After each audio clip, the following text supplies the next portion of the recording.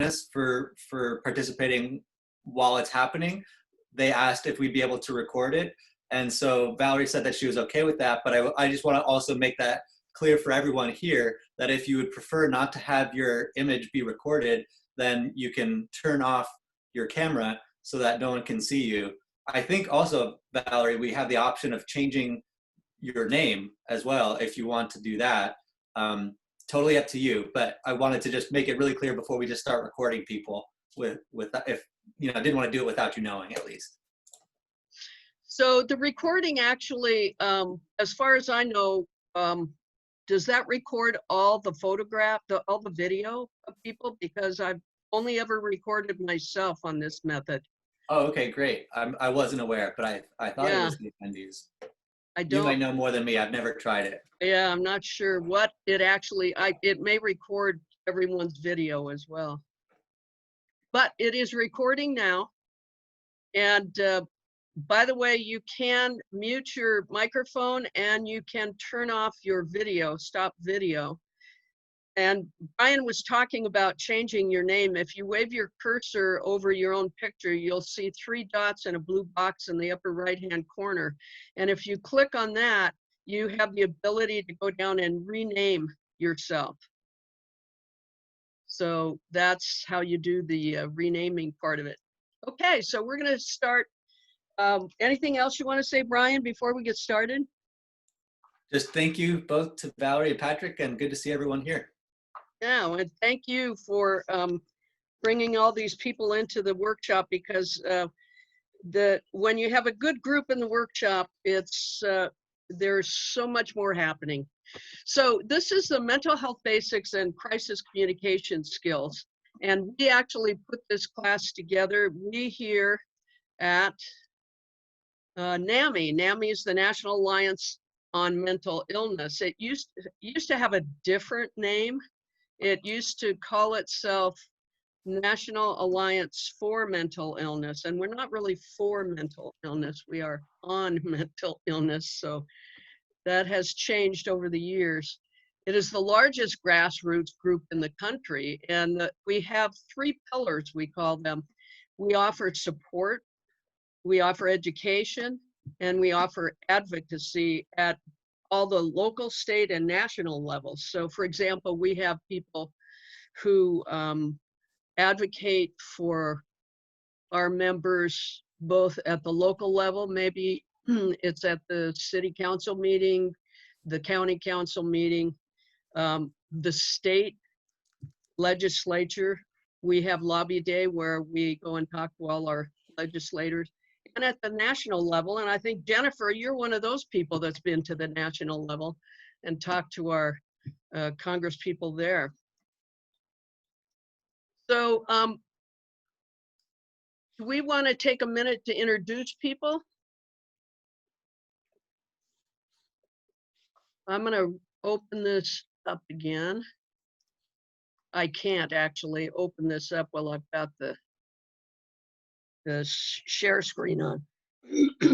Of course, you all know Brian. We've introduced myself and Patrick. Can we go around and introduce everyone else? I'm trying to get my screen to do that, and it won't do that because I have a share screen up. So I'm going to minimize the share screen. No, that won't work. If you slide to the side, the little dots will change, and I think other people's faces will show. Yeah. Yeah. No. Yeah, I have people's faces on the now right. I got it. Yeah. And then you can scroll up and down. Okay, so Kat, you're muted. Hi, I'm Kat. I'm with Recovery Cafe. I've been working on the advisory board, and I have 26 years of recovery from alcohol. Good to have you, Kat. Janice, you muted your microphone. There you go. Can't even find my pictures here. I got you now. We can hear you now. I'm Janice Lehman. I'm working with Brian and the Recovery Cafe group. I just joined on that before everything started happening, and looking forward to working with them in the future. I've been involved in recovery for quite a while with family and myself. Well, it's good to have you, Janice. Thank you. Jennifer. Hi, I'm Jennifer Brink. I'm for another few weeks on the NAMI board, on which I've served more than once.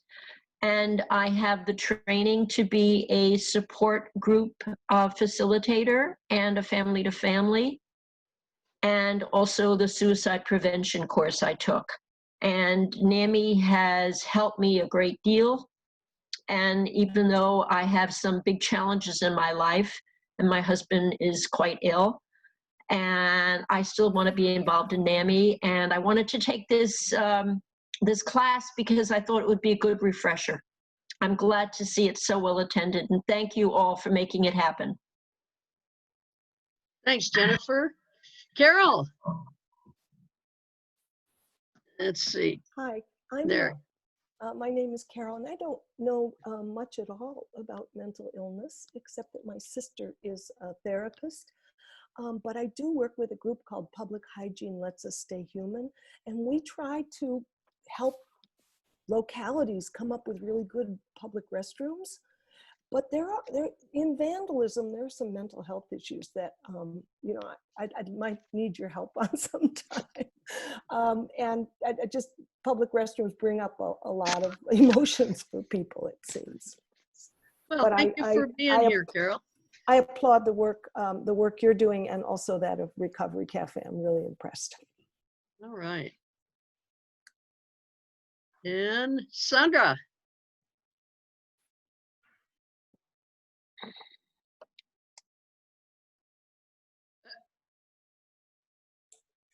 I tried to unmute you, and I think you did it at the same time I did. Oh, okay, thanks. I'm Sandra, and I have 7 years clean from heroin and 1 year clean from meth. And throughout my existence, I've dealt with a lot of suicide and a lot of not knowing how to help people that wasn't enabling. And I really look forward to hearing your take on that. Great. And you know that we have a suicide prevention intervention workshop that is separate from this one, although we will briefly talk about suicide in this workshop. So glad you are here, Sandra. Thank you. Thank you. Okay. Kit?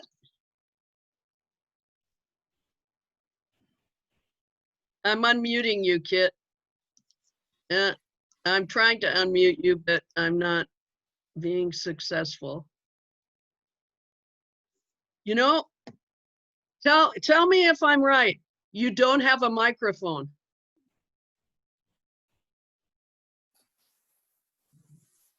Okay, so it may be that you don't have a microphone, which is why I can't unmute you. I'm unmuted now, right? Yay, now we got you.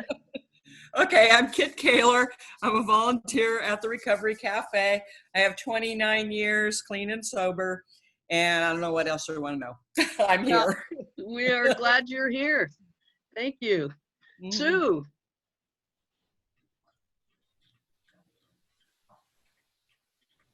Okay, hi, I'm Sue, and I have 29 years of clean and sober, and I'm not a volunteer with the cafe. I would like to sometime in the future. My life's been pretty hectic, but I am a supporter of the cafe. And I took a similar class to this. I used to work at Children's Hospital in Oakland, and it was part of the protocol there that all employees, even though I wasn't part of the medical staff, I was administrative, we had to. And just to say, I was able to use these tools in a very volatile situation here in Port Townsend, that I remembered them. And so this is a refresher class for me. And I am one that say they work. So thank you. Great, thanks for being here. Debbie Linner.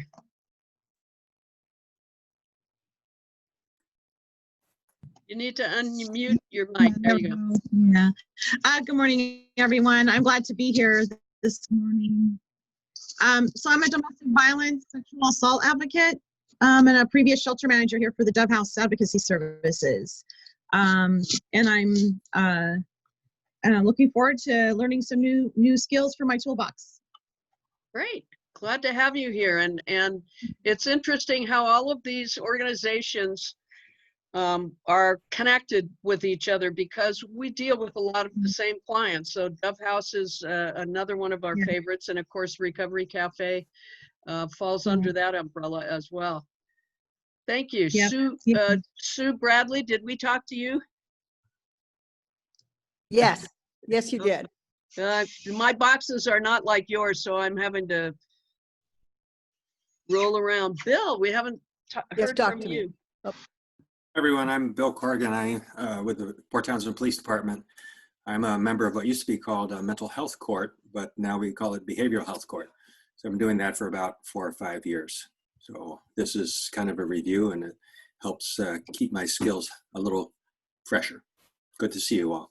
Well, thank you for being here, Bill, and thank you for your work on the behavioral health court. We partner with the behavioral health court ourselves, and we have some incentive packages that we do. We have a liaison that keeps us connected with. We think that's one of our best institutions in town. So thanks for your work with that. My pleasure, and thanks for your help with it as well. Yeah. So Elaine. Unmute myself. Okay.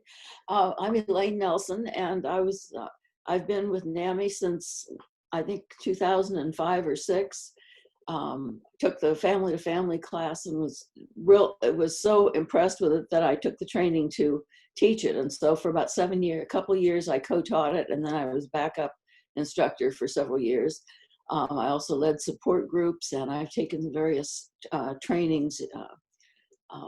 One on dealing with violent, how to deal with people who are on the edge of violence. And I wanted to see what kind of wonderful workshop Val and others put together today to take out into the community. So that's why I'm here. Thank you for being here, Elaine. Okay, Annie. I love your title, Annie Babes. Thank you. That's actually a family name. So thank you for that. So my name is Annie Lovato, and I have 14 years clean and sober.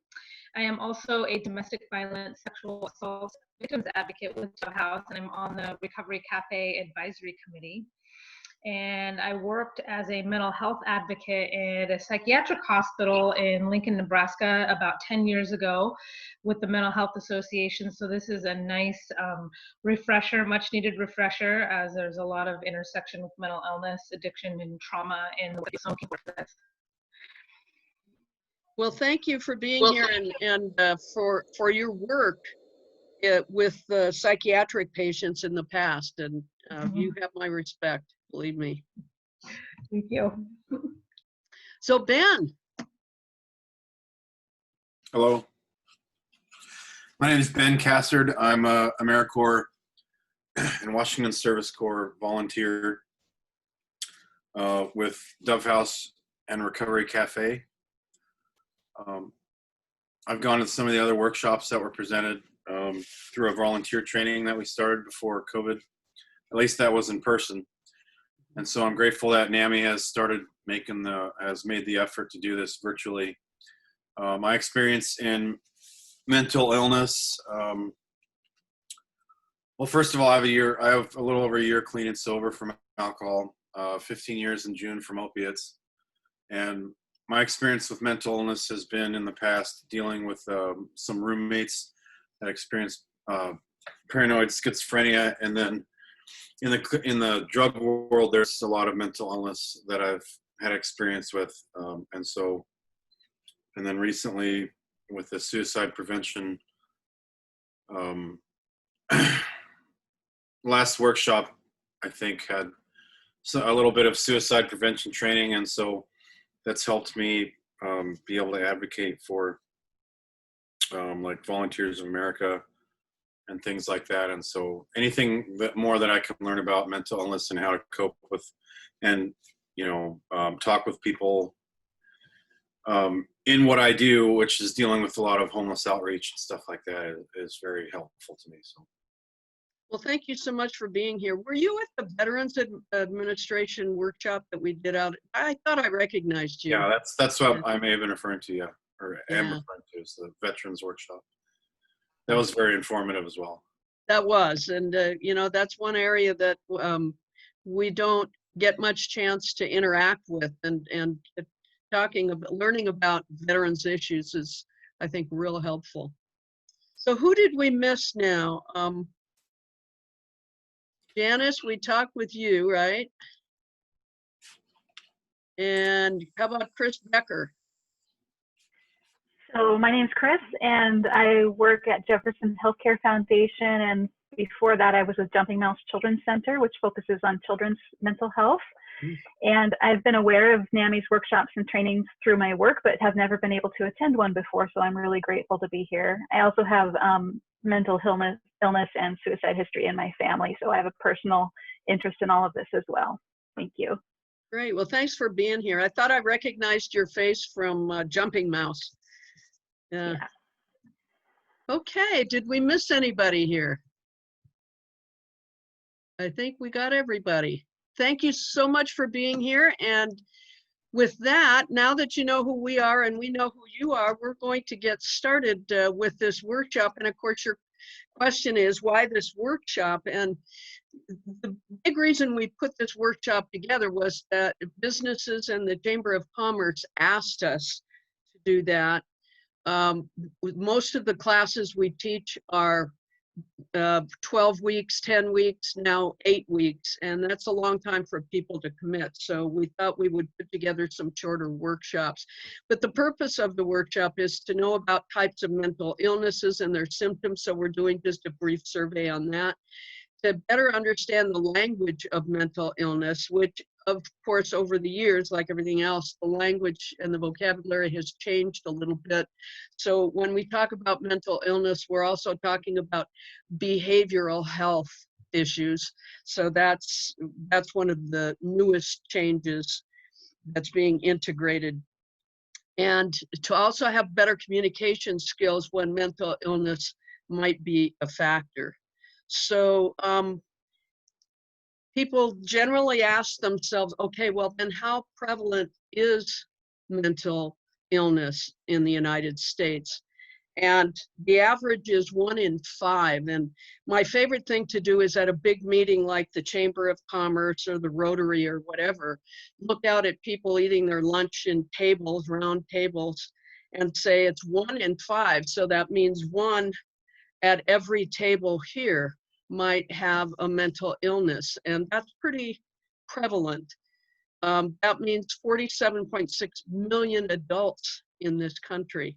And if you break it down by different disorders, anxiety disorders, of course, are the most prevalent, and especially now with the COVID virus, that is jumping front and center. And the same will be true of major depressive disorders, because people having to stay at home, losing their jobs and whatever, actually exacerbate the anxiety and depression disorders. Substance use disorder is very prevalent as well. That is part of the behavioral health issues. Mental health and substance use disorders are included in that umbrella. Bipolar disorder is only 2.8%, but it's pretty common. My daughter has bipolar disorder, and that's why I became active with NAMI. Even though I had multiple college degrees, and my husband had multiple college degrees, we were unprepared to deal with that kind of a mental illness. So that's what sent us to NAMI.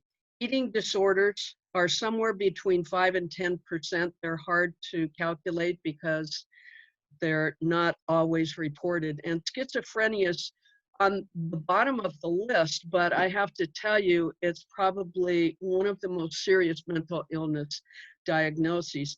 But we have to remind people that people, these are our loved ones, are not their diagnosis, such as you don't say, there goes a schizophrenic, or, you know, there goes a bipolar.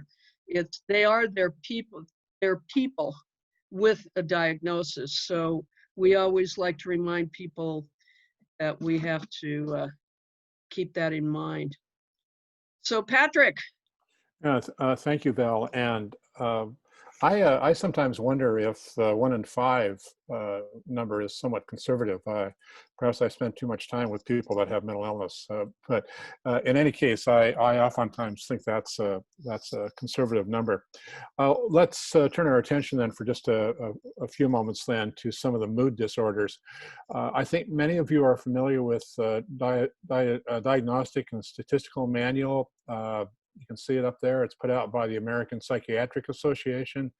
And I think Elaine will know this for sure, but I think the 6th edition has come out. I don't think it's I don't think it has come out. Oh, okay.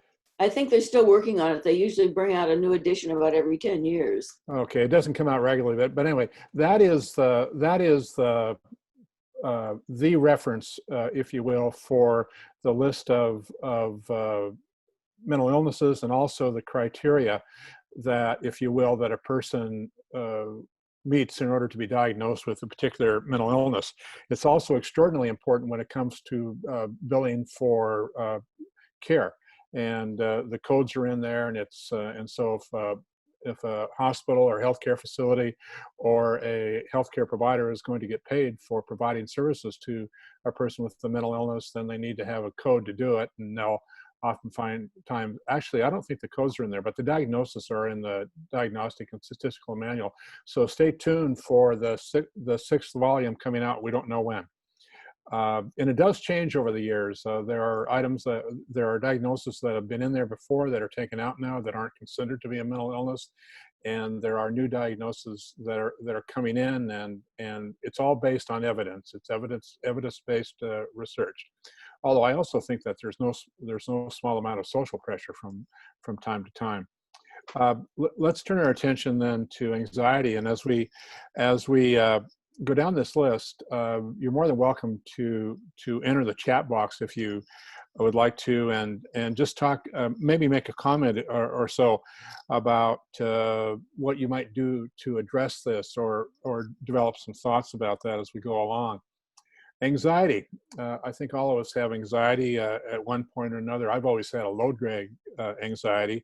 We know that when it comes to other serious mental illnesses, that anxiety is almost always an accompanying diagnosis as well. So if you're schizophrenic, or if you have schizophrenia rather, it stands to reason that you're pretty anxious about that, and the same with depression.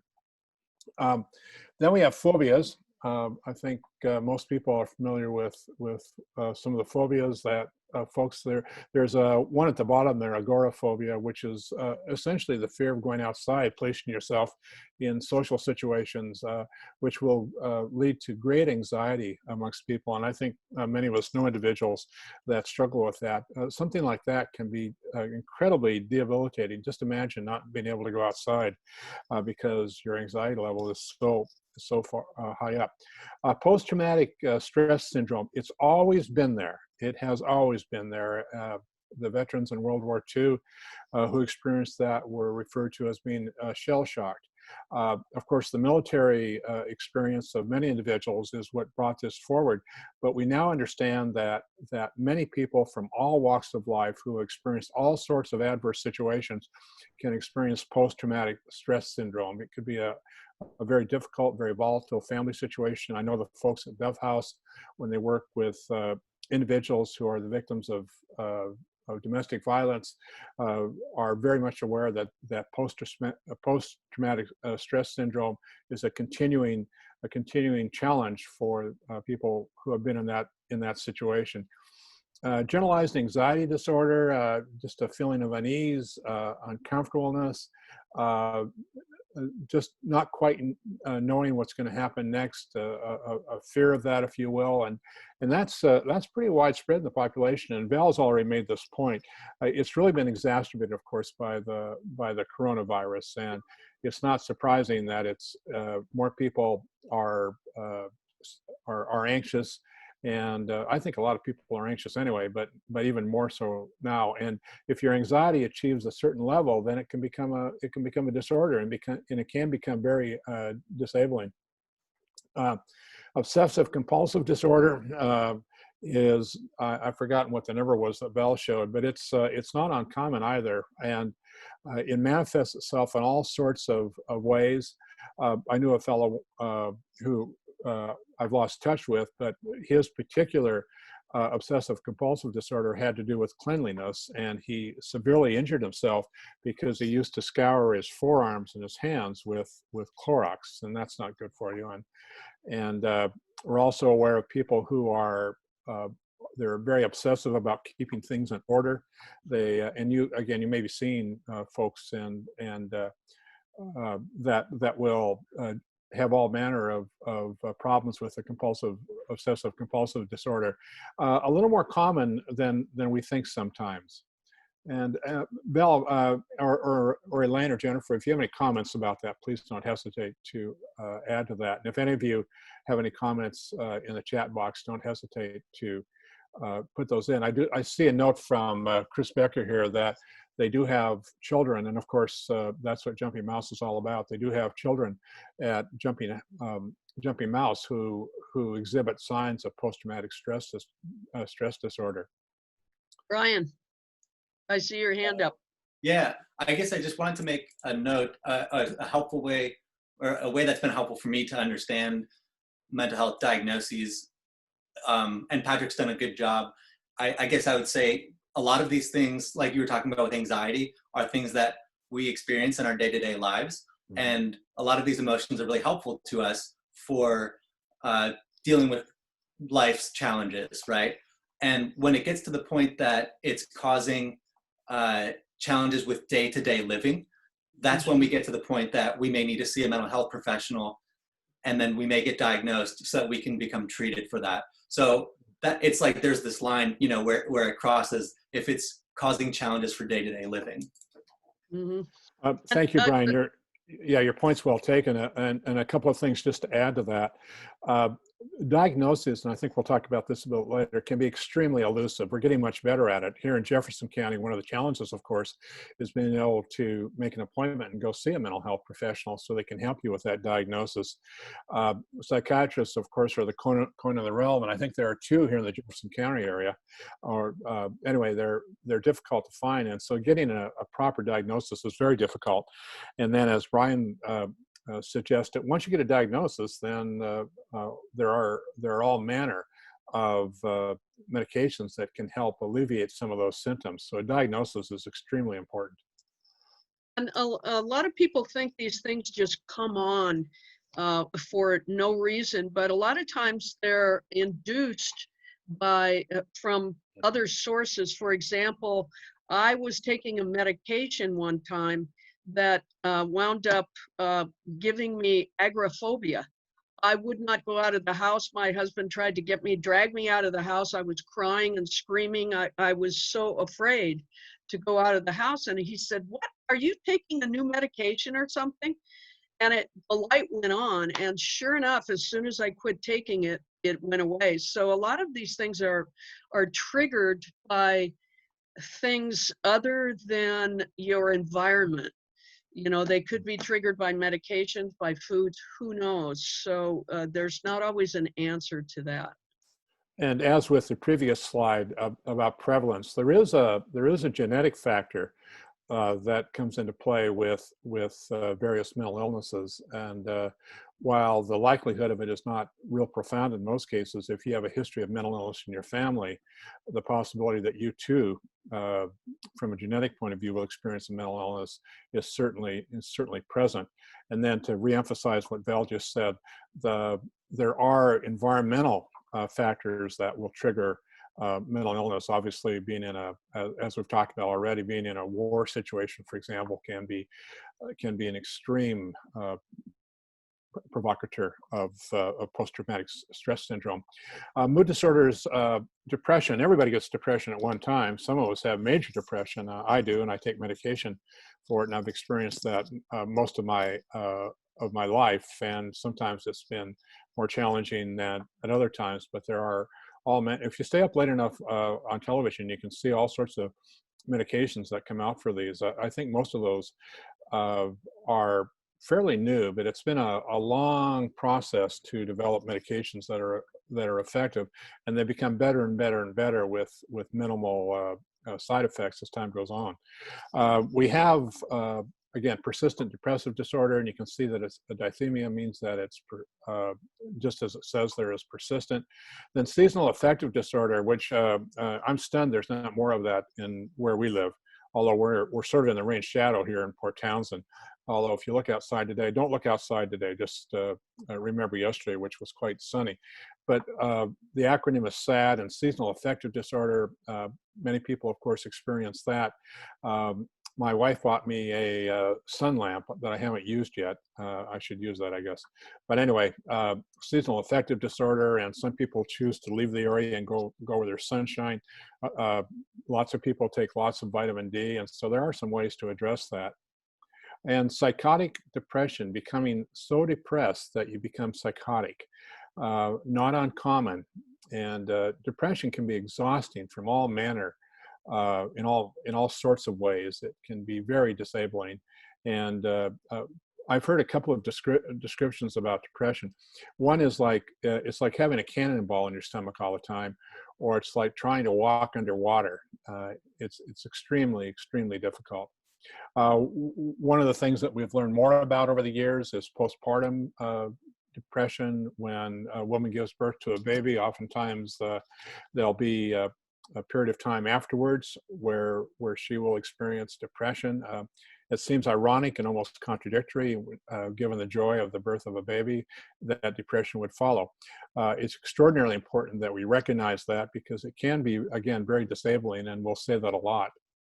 I should probably defer to Val and Elaine on some of these, speaking as women. Premenstrual dysphoric disorder. And I don't remember how long that's been a diagnosis, Val. Has that been around for a while? It's been around since I was old enough to suffer from it. So yeah. And I'm in my 70s, so. Okay. And situational depression.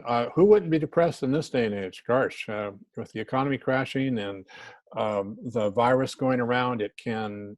And then if we have traumatic events in our life, if a divorce, we lose a job, a friendship dissolves, any number, there's an endless list of situations in which we can develop situational depression, and that's very common.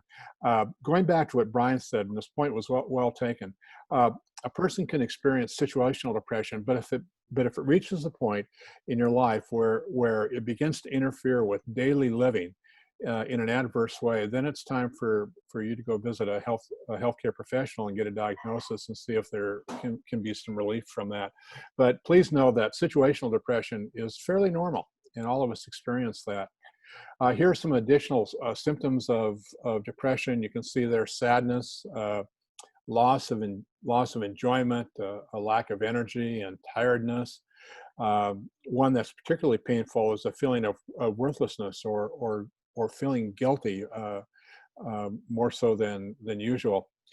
Thinking about death, suicidal ideation.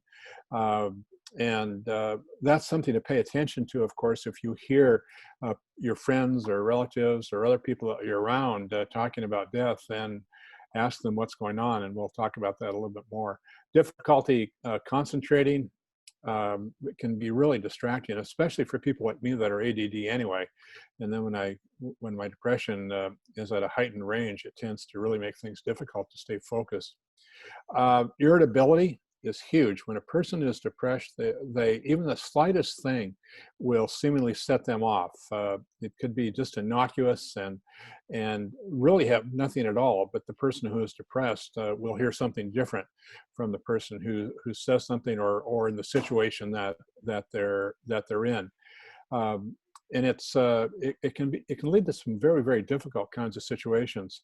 All of us have known people over the years who, when they become depressed, they stop eating, or they eat too much, and there doesn't seem to be any balance in there. And then one of the real cruel things in life, and if we were to ask for a shirt of hands, I think we'd get a lot of thumbs up. Depression and mental illness can interfere with one's sleep profoundly. If you've had insomnia at all during the course of your life, or if you've not been able to sleep for whatever the reason, you're very acutely and painfully aware of the adverse impact that a lack of sleep has on you, and it affects your mental health, it affects your physical health, and it can be very, very difficult. And sleeping difficulties can be aggravated profoundly by mental illness. See, and I'm going to check my chat box. Hey, Patrick, I just wanted to note something, if that's okay. Go ahead. Of course. I was just thinking some more about, just the DSM in general. And I think it's important to note, as you said, it has changed over time because our understanding of mental illness improves. But also, I think it's important for us to keep the perspective that this is created by people, the American Psychiatric Association, and it is created within our culture as American culture, and that is, and so I think also, I guess what I want to say is that it's rooted within dominant culture. Those who have a position of power within the American Psychiatric Association have a certain perspective. And so what I want to say is that these labels and diagnoses are very helpful to us to describe a set of symptoms so that we can communicate with one another about what this experience is like for somebody. But we also need to know that it is rooted within a specific culture and may not apply to non-dominant, as in non-white, non-male culture. Thank you, Brian. We do know that, and Brian has suggested, has made this point, that this is, may I, Brian, suggest that it's sort of ethnocentric in some ways, to a certain extent. And we do know, of course, that mental illness pervades every society, every culture, every race, and obviously all genders. But I think it's very important that we're sensitive. And Brian, thank you for bringing this up, to how mental illness manifests itself in other cultures. Sometimes in many other cultures, the whole notion of mental illness is so profoundly negative that people won't even suggest that they have it.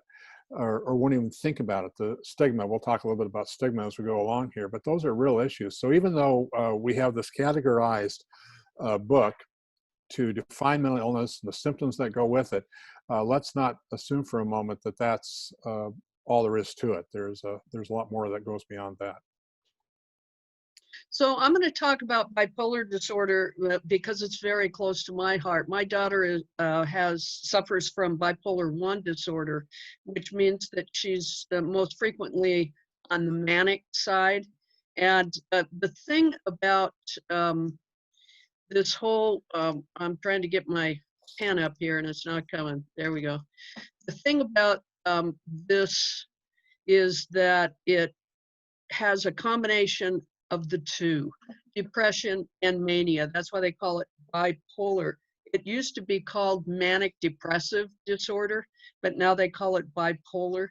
But what happens is people swing from one end to the other. They, at one point, would be going through a period of depression and then soon after be launched into a period of mania. And that's exactly what happened to my daughter. She was depressed for a long period of time and they gave her antidepressant, and in hindsight now they realize what happened is it launched her into a huge manic episode that lasted for months, and that was the first time that she was hospitalized.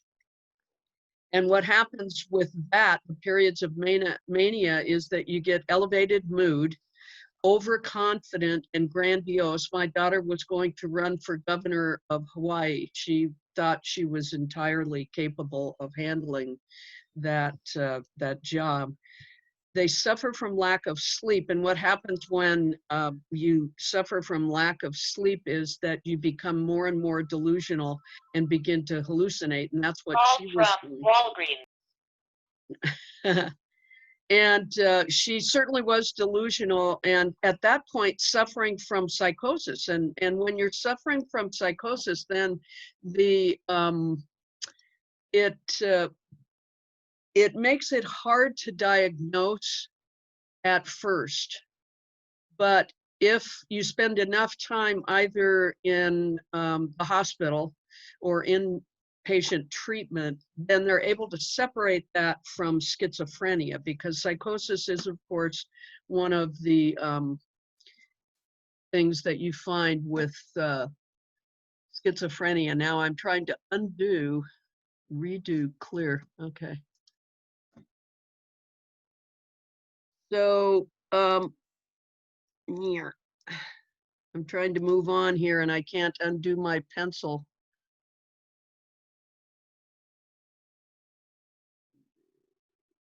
Here. There. Congratulations. Yeah, we're all learning all these tricks. So psychosis can happen with myriad of mental illnesses. What happens is that the thoughts and emotions are so impaired that they lose contact with external reality. And so that can include psychotic depression, psychotic mania, schizoaffective disorder, which we haven't looked at yet, which is a mood disorder and schizophrenia together, schizophrenia itself, or a drug-induced psychosis. So you don't have to be bipolar to have psychosis, or you don't need to have schizophrenia to have a psychosis. And it's possible that there could be aggressive behavior, but not always. So that's one thing that we have to be careful of. It's not assuming that because a person has or is suffering from a certain mental illness that they automatically will have aggressive behavior, because that's not always true.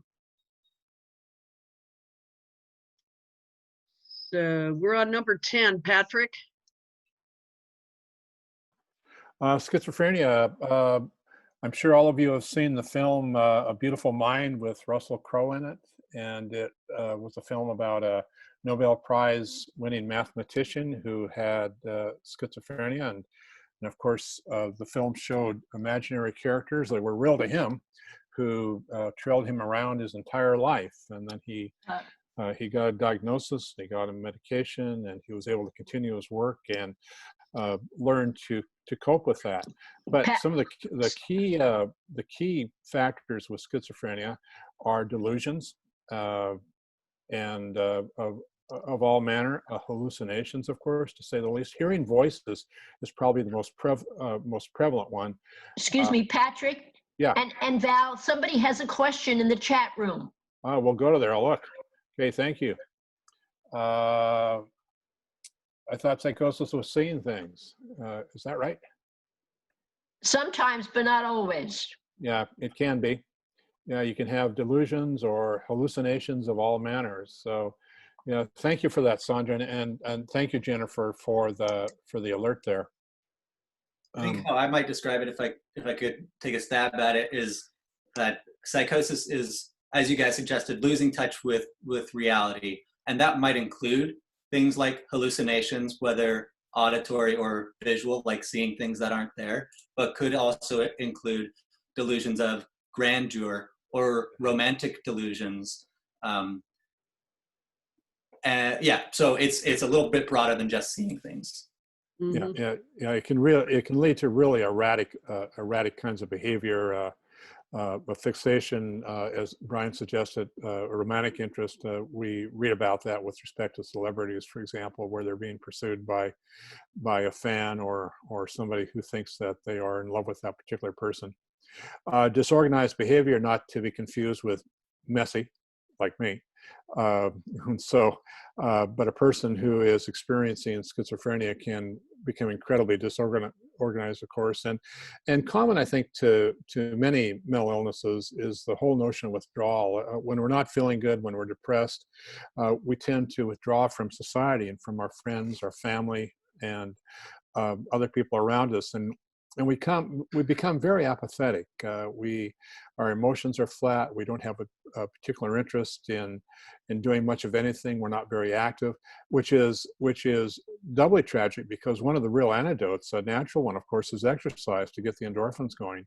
And when we're apathetic and it's tough to get going, it's tough to get out and do things for oneself, including exercise and socialization with other people around. And then our affects go entirely flat.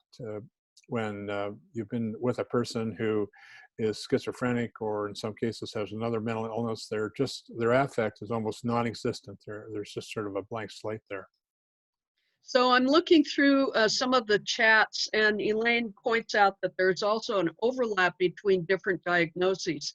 And that's, for example, in bipolar disorder, you can find a person in a state of psychosis, but that is not the same psychosis that you would find in a person with schizophrenia. So while the symptoms overlap, the diagnoses wind up being different. My daughter was in psychosis before she was first hospitalized, and she was hearing voices. She heard God tell her that everything black was the devil, and it had to be removed from her house, her environment. So she took all the picture frames, they had black picture frames, took them all off and threw them outdoors.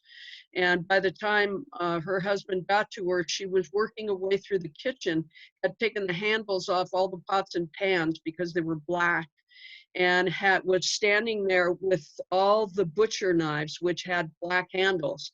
And that's the point where he called 911. So she was hearing voices. She was in this psychosis, but the final diagnosis for her was bipolar, not schizophrenia. And thank you so much, Brian. If people look on their chat window, they can see that Brian has included a resource on psychosis. So thank you for that. Okay. I'm going to move on. I might just add, Val, as we move along here, that there are, and many of you have done this already, I'm sure, is that there are all manner of excellent resources to read more about this and learn more about that. National Institute of Mental Health is a good one. The NAMI website, the NAMI national website, is also a great source of information. Right.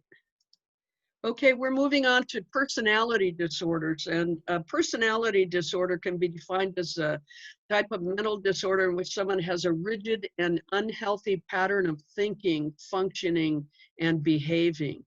So some examples of that, and by the way, we're not giving you every single example that's found in the DSM because it would take pages and pages. We're giving you the most common and most prevalent ones. Dissociative identity disorder used to be called, before in previous DSM, multiple personality disorder. And there were a few movies made about that, Three Faces of Eve, and I can't remember all the others, but it's not that common, but it is well known, where there are two or more distinct personality states. And often a victim of severe abuse develops dissociative identity disorder, DID we can now call it. There are gaps in memory and PTSD symptoms, especially if they are victims of abuse. And then there is a detachment from feelings, thoughts, and actions, which happens a lot when severe abuse happens, because it's easier to step away from the painful memories of the abuse and just dissociate yourself from that. And that's where the dissociative identity disorder label comes in, because people, in order to avoid the pain, dissociate themselves from that pain of whatever the abuse might have been or the terrible event in their lives. there is something called borderline personality disorder, and it doesn't mean that people are on the borderline. It's kind of difficult to describe, and it's also very difficult to treat. It usually includes the fear of abandonment, some kind of unstable relationships in their lives, unclear or unstable self-images, impulsive self-destructive behaviors, and sometimes even self-harm, extreme emotional swings, chronic feelings of emptiness, and explosive anger. And people with borderline personality disorder are difficult to get along with because of all those factors. There is not a medication for borderline personality disorder as such. The treatment that's most frequently helpful is dialectical behavioral therapy, and that is just simply training people to behave in certain ways given certain situations by repeating role plays and by learning responses that are more appropriate and a number of other things. That seems to be the treatment du jour, if you will, or the one that seems to work the best. People with borderline personality disorder do have unstable relationships. It's very difficult to get along with them when their symptoms are front and center. So that's another very difficult mental health disorder. Let's see. That means Patrick is up next. And as we're leaving that slide, Val, I just might indicate that that it talks about excessive swings.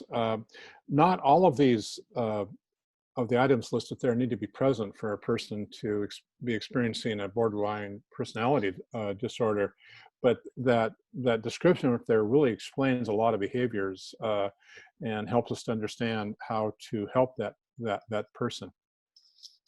Let's see, we're on to the next one, Val. Substance abuse disorders.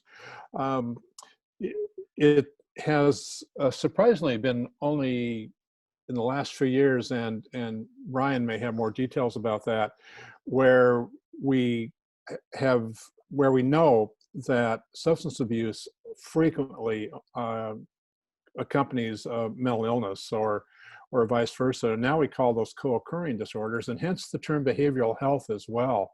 It's not just one or the other in many cases. It's the abuse of substances coupled with mental illness and hence behavioral health or co-occurring disorders, dealing with dependence and addiction. And many of us have personal experience and have worked with people that are dependent upon or addicted to a particular substance, alcohol or drugs of some kind. Along with that, of course, comes a craving for it, a physical cravings for it. I think I'm talking to people here who are quite familiar through their work with all of this. And then folks also over time will oftentimes develop a tolerance for it. And then when all of a sudden that particular substance, alcohol and or drugs are not available anymore, they can end up in a very, very a very difficult medical situation, and as they go through withdrawal, it's a huge issue. When people are incarcerated, it oftentimes can be a life-threatening situation if they don't have medical support to go through the withdrawal. So what they used to do is separate the two. They used to have drug and alcohol treatment and mental health treatment, and the two were separated. But now more and more they're bringing them together because they overlap. And when I worked in the schools for years, I worked with the drug and alcohol section of the schools and brought counselors in to do evaluations and so forth. That was completely separate from mental health. So now combining the two under the umbrella of behavioral health, that's why Jefferson Mental Health changed their name to Discovery Behavioral Health Care. And the Mental Health Court changed its name to Behavioral Health Court simply because they have combined those now because they have to combine the treatment and so forth. And I know somebody put a chat in there, but since I put this PowerPoint up, it's harder for me to access those things than if I were one of you. I thought I'd just address what Ben had shared in the chat. He shared a story, and I won't deign to diagnose this story, but what he's talking about sounds like an example of what we would call a substance-induced psychosis. Mm-hmm. This seemed, sorry, Brian. Just to elaborate, it seemed when I had no understanding of the mental health aspect of it when it happened, because when it happened, I had never been told about it.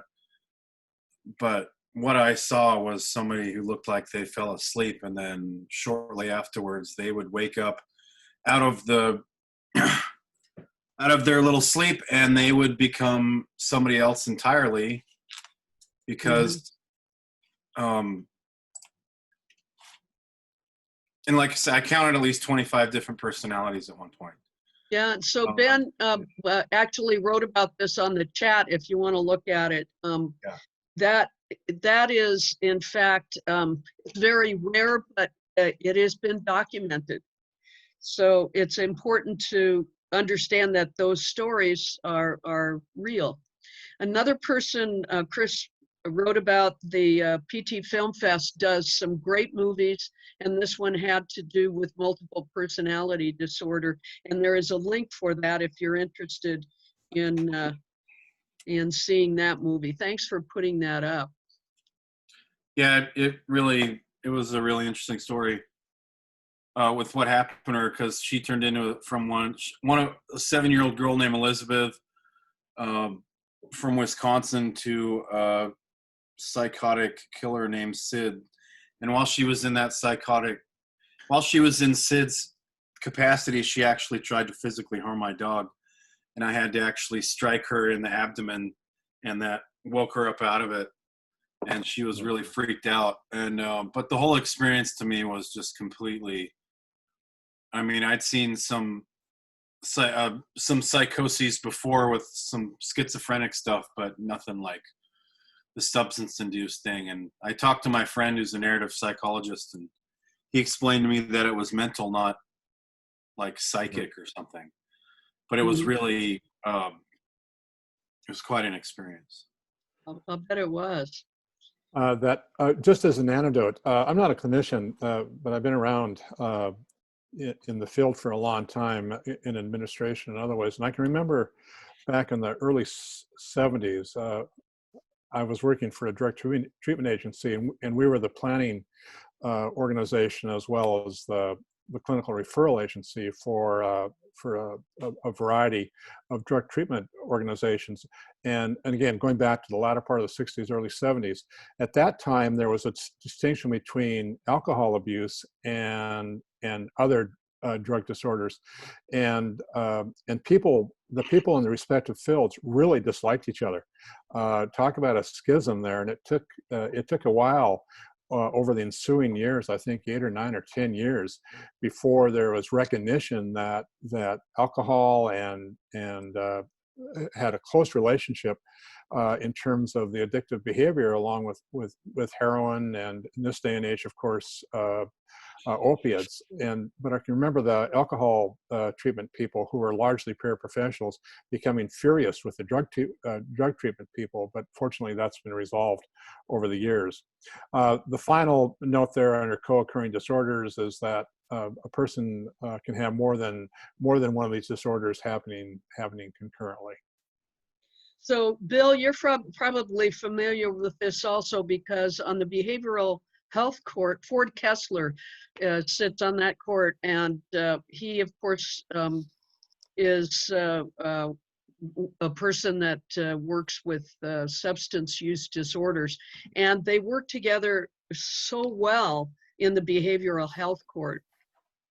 Yeah, it's very true. And many of our clients have co-occurring concerns, and when we send them off to treatment, we're often looking for a co-occurring facility that can handle that sort of thing. In the past, they used to call it dual diagnosis. Where Yeah. dual really means two, but now they've since changed it to co-occurring disorders because people can have more than two, and that's entirely possible. So it's very, very common to see co-occurring disorders. And I would say in most of our support groups, when we get new people that come in, usually family members that come in, what is very common is they have a loved one with bipolar disorder, and that seems to be the most frequent diagnosis that we see, but it's always coupled with substance use disorder of some sort. And that seems to be more and more common and obvious to us as we deal with people in support groups. So now we're going to move to how we actually communicate. And when we're talking about communication, what's important for people like you is you're going to be facing these people in the Recovery Cafe or in whatever other capacities that you have. And it's the question all the time, how do you deal with a mental health crisis? And how do we communicate with people during a mental health crisis? And how do we respond to people who may be suicidal? I know a lot of people are scared of it. When someone appears to be suicidal, they don't have the words, they don't have the responses that they would like to have, and they sometimes back away from it. And what are our best resources in a crisis? So those are kinds of questions that you'll be asking yourselves as you go to work at the Recovery Cafe, which we hope will be sooner than later. Every time we go by and look at the building, we say, yay, it's getting further and further. So we have that to look forward to. So it's communication, and we're not doing this workshop as a suicide prevention intervention workshop, but we do want to give this to all of you. This is an acronym that was developed by the University of Washington School of Social Work. It's called the LEARN acronym, and it kind of gives you a quick way to think about the responses that you need to have when someone is suicidal. So the L stands for look for warning signs. And then E is empathize and listen. A is ask about suicide, and that's the one that's the one that people most frequently back away from. You have to be able to ask them, are you thinking about taking your own life? Are you thinking about suicide? That's the key to this whole process. And then you have to be able to remove the danger, whether it's, you know, who knows, pills, a weapon, whatever. And then you have to follow next steps, which is being able to get them help. But we're not going to spend a whole lot of time on this one because this workshop is more about mental illness in general. And we will do a workshop later on suicide prevention and intervention. So right now, we decided that we were going to move on before we take a break. Although I have to say, if you want to step away and get something to eat and drink, that's perfectly all right. So, Patrick. Thank you, Val. This is very important. All of you have various experiences with mental illness, working with people that have a mental illness and your families and others. And in sharing this information with you, it doesn't mean for a moment that you've been doing it wrong so far. The volunteer training, and I'm becoming increasingly impressed with that you're undergoing at the Recovery Cafe is really great, and Brian's doing a super job with that. What we want to do is just augment the perspective that you already have, and hopefully help you develop additional communication skills in working with people when, as you can see there on the screen, when mental illness is a factor. So building up on what you already know and in enhancing your skills. And of course, as we do these things, there's always much that we can learn from you. And we can't say enough to you, and this is something that we really emphasize with families. Don't blame yourself if you had experiences where you wish that maybe you'd interact with that person a little more in a different sort of way. That's especially true of families who are dealing with a family member who has a mental illness. And we're really fond of saying in NAMI that you can't know what no one has taught you. And again, that's especially true of families. And those of you involved with Recovery Cafe are getting a really good orientation to all of this stuff. And I think many of you already have a background in that. So this is not to suggest for a moment that you haven't been doing it well. Hopefully this will help you in working with people who do have a mental illness or co-occurring disorders.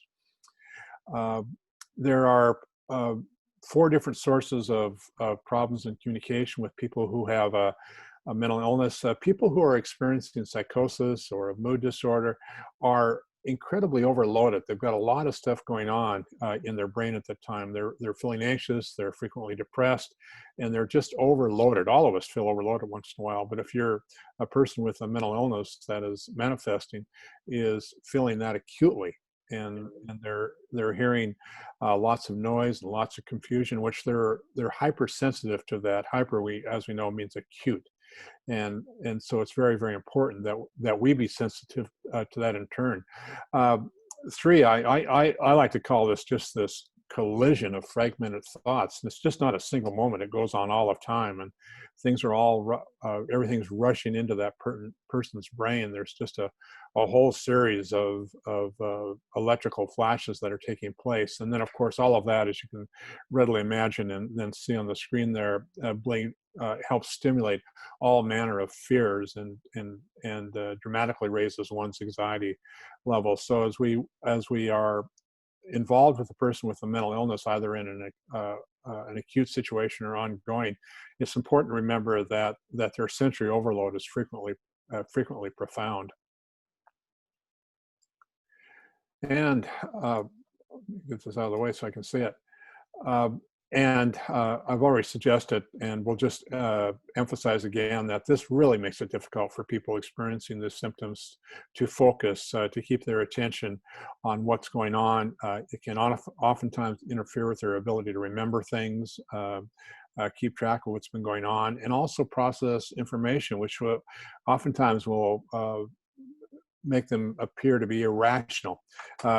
Our brains are working all the time, and when mental illness is present, it tends to hijack our brain process, if you will, and exacerbate the difficulty of taking things in, seeing them in a rational kind of fashion. And I know that all of you experience that with people that you have worked with. It's not always as easy as saying, pay attention, because they can't really pay attention.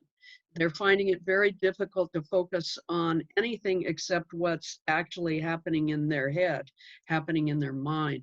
And it's not that they're not listening to you, or deliberately not listening to you, or deliberately not trying to be logical. It's that they can't. They can't focus, they can't get past the voices they're hearing or the things that are bombarding their mind at the time. So it's not something that it's like hitting somebody with a bat and saying, okay, now don't hurt. It's impossible. Yeah, no matter how hard you try, it's not going to change that feeling that they're having. Okay, so we wanted to take a break, but I don't know that if people want to step away and just take a few minutes to get something to eat or something to drink, that's perfectly all right. And if some of you have maybe comments that you want to share, you can put them on the chat. We've seen a lot of comments from people about that movie that someone had put up a YouTube link for. That was Chris, yeah. Val, why don't we just take about 3 or 4 minutes and just stop for a moment, then we can come back. I saw a request from someone there that we do that, so maybe 3 or 4 minutes. Yeah. So if you'd like to add something to the chat room, go right ahead. Or and maybe if you want to have some comments you want to make, go ahead and do that.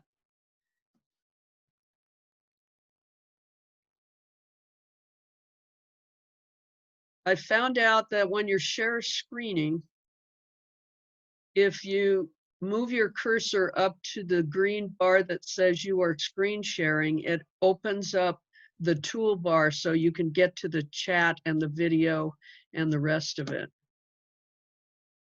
So that's another thing we're learning as we learn Zoom.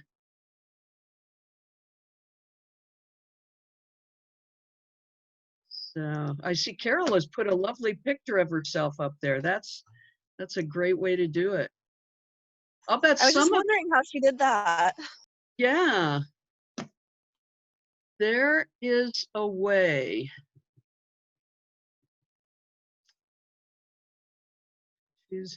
There is a way that if you hover your cursor over the video camera that says stop video, you can actually choose a virtual background that you want to put behind yourself too. So, yeah.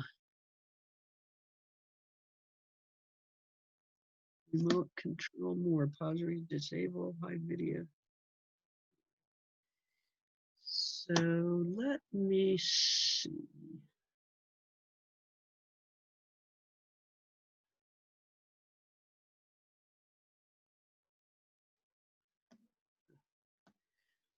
So I'll bet lots of you have actually been doing Zoom meetings for other organizations since this whole thing started a couple of months ago.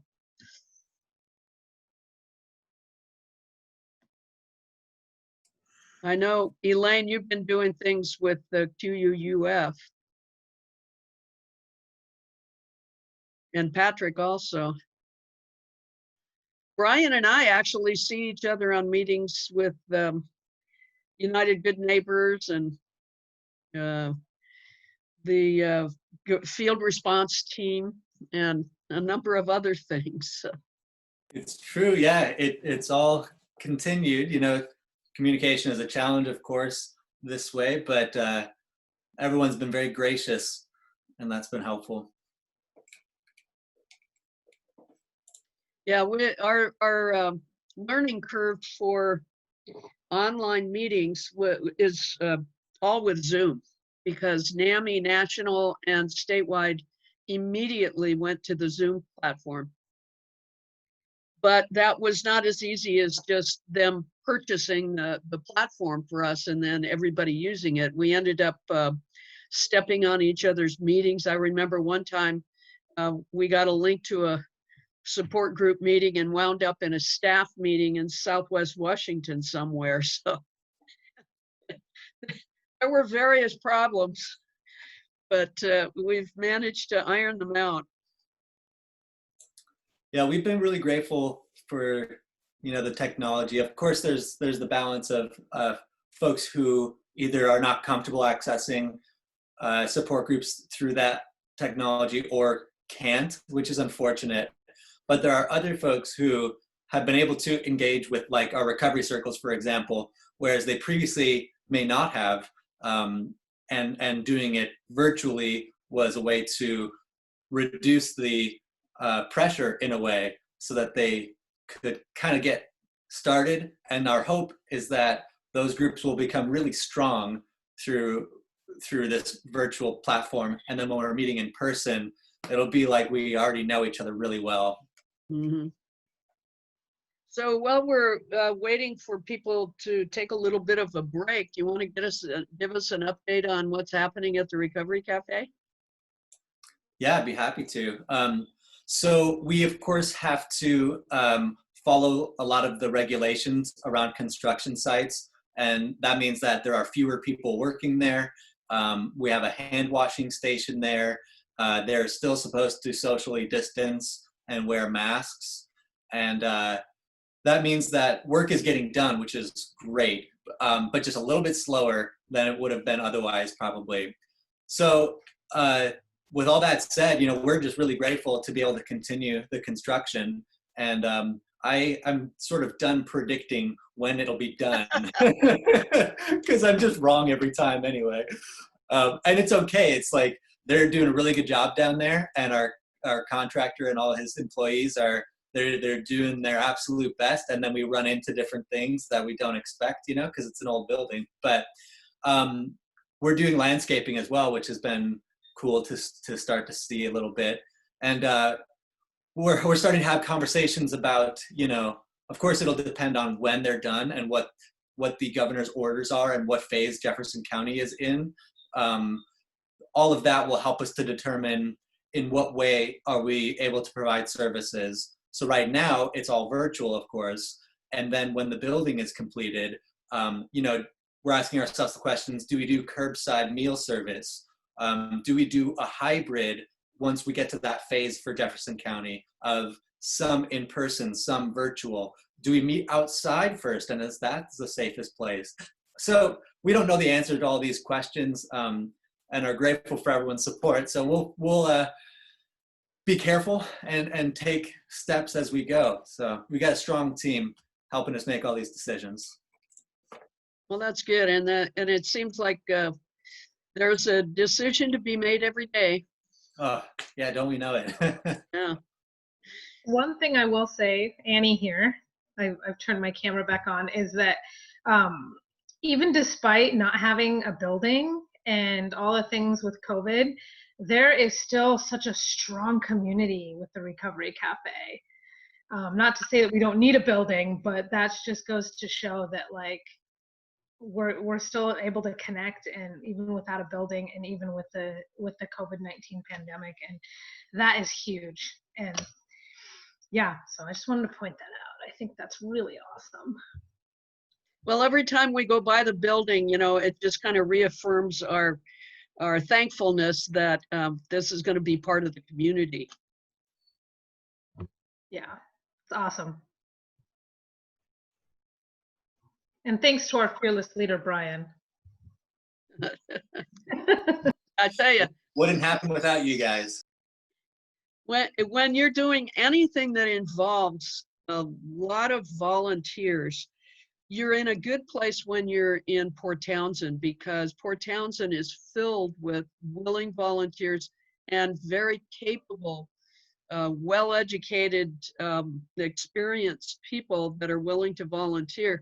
And I always say, you know, that this town would fall to its knees without volunteers. It is so dependent on volunteers, but they are well-intentioned, very capable people who just have decided that that is what's important to them, and we're the beneficiaries of that, those of us who are working with these kinds of organizations.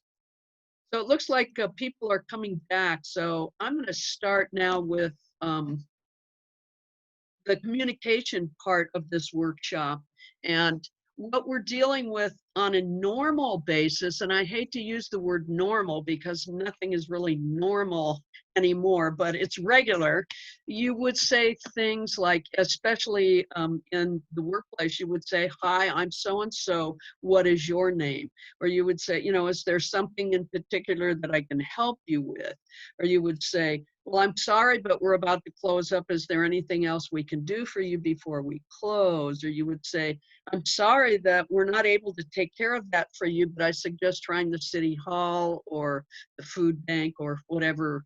I mean, those are regular statements that you would be making in your kind of workplace. But that doesn't always happen when people are in crisis. So these are the things you have to keep in mind when communicating. You have to start with short, clear, direct sentences.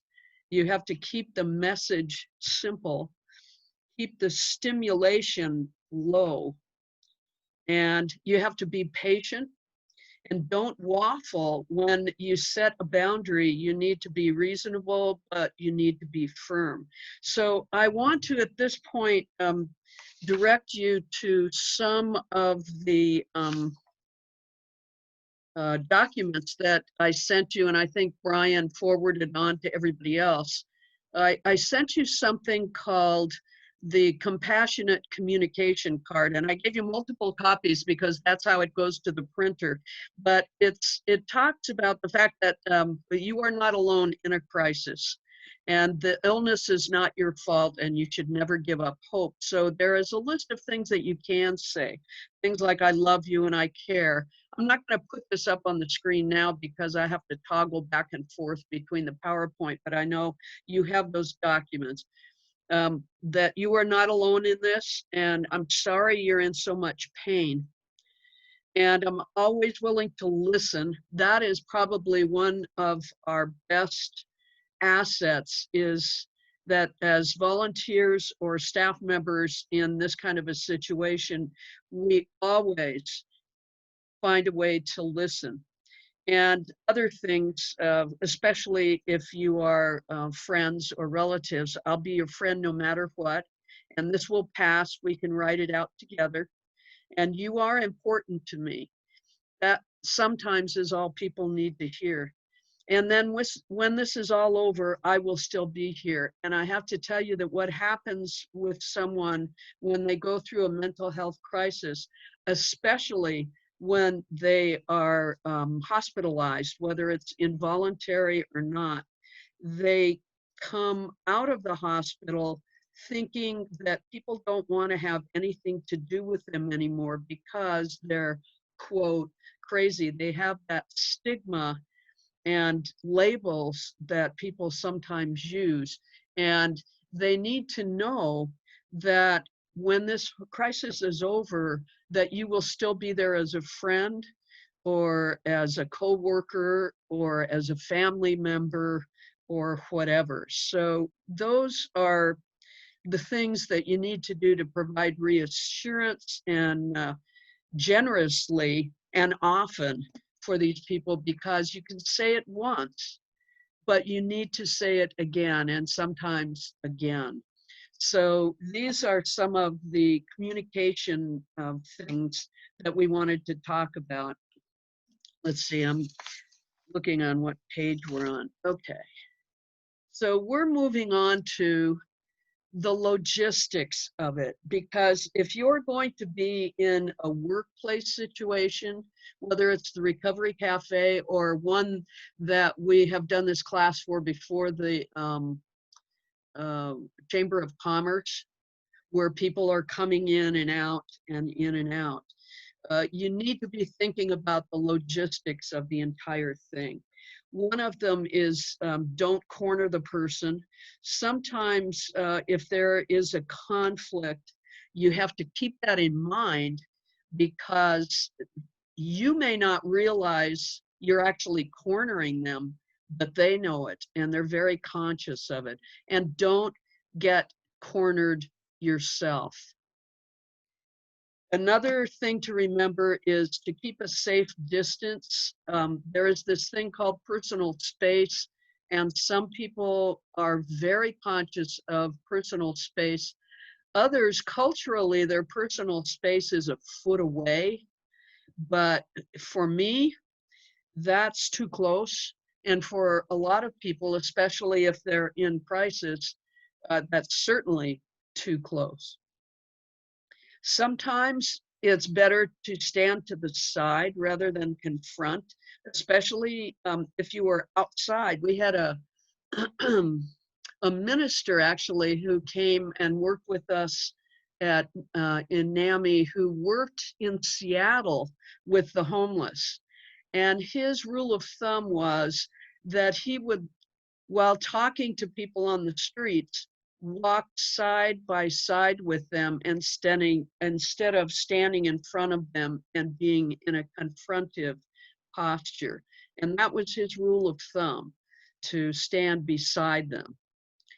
Always use a calm voice without pointing at the person. Pointing is threatening to many people and in many situations. So try to avoid pointing. Think about inviting the person outdoors sometimes if it's disrupting what's happening inside. Because on a day like today is a perfect example. If it's raining, that doesn't work. but today's a beautiful day. Let's go outside. And so I don't know if, Brian, you're planning on having benches outside or tables or something like that, but that offers that opportunity for people to go, maybe just in a pair of people going outside to have a conversation that is separate from whatever else is going on inside the building. So those are some of the logistical things that you need to think about when you're talking about communication. So now we're going to talk about different kinds of communication, a couple of skills. Brian, did you have something you wanted to say? Yes, and not particularly on any of the content that you're sharing, which is great, but just specific to the Recovery Cafe program, I just want anyone here to know that if they're in a role as a volunteer, that you will never be expected to do any of these things on your own or alone or without support. Mm-hmm. There will always be staff there to handle any type of crisis situation. So hopefully that helps assure some folks that, you know, we may run into people experiencing crises, but you're not alone in helping support them through that. And that there is one slide where we talk about that, where you're dealing with other staff members and how you can set those things up. Well, and as we transition here to Brian's point and also what Val's been talking about, the priority here is to keep yourself safe and to keep the person who's experiencing the mental illness in whatever form that is manifesting safe too, and being aware of what's going on with. And I think part of the trick here, and Val's gotten to this, is to do that in a way that keeps the situation as calm as possible. You never know quite what's going to create an additional difficulty for the person who's in psychosis, for example. But trying to stay calm, but also being acutely aware of where you're at and what's going on. And Brian, it's really good to know that there is staff backup and people who are trained to intervene and de-escalate situations, and that's a great situation. It's interesting that, you know, when you talk about calm, when you go to regular communication classes, one of the things they tell you is not to say, calm down now, because that actually infuriates some people. So we'll be talking about other things that you can say other than telling them to calm. That's like telling someone when they're bleeding not to hurt. You know, it's just an impossibility for them. If you check your checkbox there, I really like the analogy that Ben is sharing with us there about when working with horses, for example, you never approach them head on or directly to face. Am I reading that right, Ben? Yeah, so that's yeah, you're reading it right. It's basically coming up to say hello to a horse. You in that point, because they're considered animals of prey, they don't, anything coming forward towards them or any gesture towards them can be considered a threat to them. So in the case with people in the critical situations, it's kind of the same concept of just don't apply pressure by being too straightforward or on coming forward or challenging to them. And so I related that to what we were talking about with dealing with crisis situations with some people. Absolutely. As an aside, there's a gentleman out in the valley who raises a retreat to go there and watch how he works with his horses, and does precisely what Ben was talking about. It's just it's a really beautiful thing to witness. So it makes us think about the horse whisperer. Yes. Yeah. Are there teenage whisperers, I wonder? Boy, wouldn't that be nice? And thanks for your comments, Debbie. Yeah, sometimes just stepping outside, especially when it's a nice day, it itself is a calming factor. I think we're on to the next one here then. Yeah. And the other thing, when I said, well, just, you know, calm down is not a good thing to say. And you just should stop crying. is another one that just doesn't work. It's like telling someone not to hurt when they've got a bruise. Yeah. So, okay. That's absolutely right. Let's see. Give me a thumbs up if you've heard about I statements or worked with I statements. Everybody? Yeah. I don't remember when those came into vogue, but it's been a long time now, many, many years. But they're still relevant, and they're still very important, and they're still very hard to do. And using I statements is a tried and true therapeutic approach. And in terms of relationships with our husbands or wives or significant others, saying I feel, I think, and you can see in the top line there, using an I statement for a specific request, if you will, and then not giving over to what is very, very tempting, saying, you make me feel terrible, you're making me afraid, or making assumptions about the person with their thoughts or intentions. Over the years, I've had interactions with many people, and I know that all of you have too, where you'll say to the person, you make me feel like this, or you make me feel like that, or you'll say to them, oh, you're really weird, or you're doing this, you're doing that, and the person will say to me, you have no idea what I'm feeling, you have no idea what I'm experiencing, you have no idea what's going on.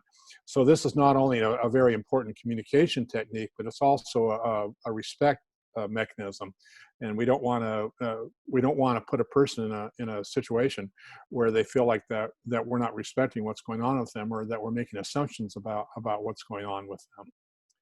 And we have a few I statements here that we're just, and while this may be obvious, and I think all of you have had experiences practicing these and using them, it's always important, I think, to remind ourselves of the importance of I statements. So I think in the next couple of slides, we have some I statements. Do we not, Val? Well, we have some scenarios. So yeah. when we talk about an I feel or I think, instead of saying you make me feel, it would, a similar situation would be where someone might, as a response, say, I feel afraid when you talk so loud. Instead of saying, you make me feel scared when you yell, but I feel afraid when you talk loud. So that's an I statement that includes the I feel, I think. But the I statement for a specific request is different. So here's a scenario. Someone is yelling in the place of business. So I gave you one already. I feel afraid when you yell. Are there other kinds of things that people can say that are an I statement? Because you can also use an I statement for a request. You could use this, you could chat this, or if you want to just speak up.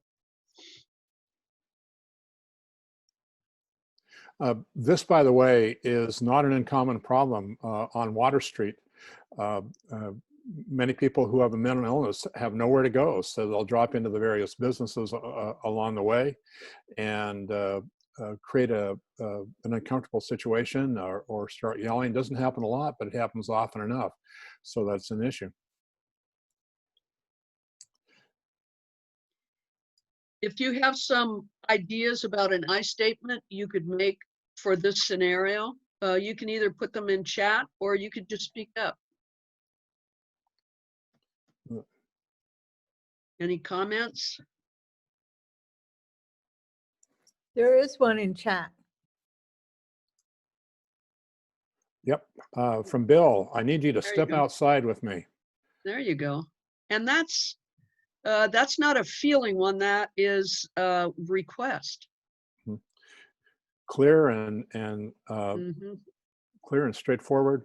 And then from Kat, we have a question about, can you say, when you do this, it makes me feel, is that okay? Yeah. Yeah, that's kind of a reverse of the one I originally gave. I feel such and such when you do this. And you've turned it around the other way and say, when you do this, I feel such and such. So that works perfectly well. And what you want to do here is be clear about, without being accusatory, be clear about what the behavior is that's causing you discomfort. The person's Patrick? probably, yeah. This is Jennifer. I should put on my video. I really don't agree. And I've taken compassionate communication, another communication. The word make me feel, I was taught, was not useful. No matter what the person does, right. You need to take ownership, because what I was taught is our initial reaction might be fear or anger, but we can respond. And this is, if we take a pause, we can respond in a more useful, healthy way. So saying you make me feel is really giving up your ability to respond in a supportive, healthy way. So I would never, I try very hard not to should. I was taught never should, don't should on yourself or anybody else. No shoulds, no must. They call it masturbation, and no make me feels.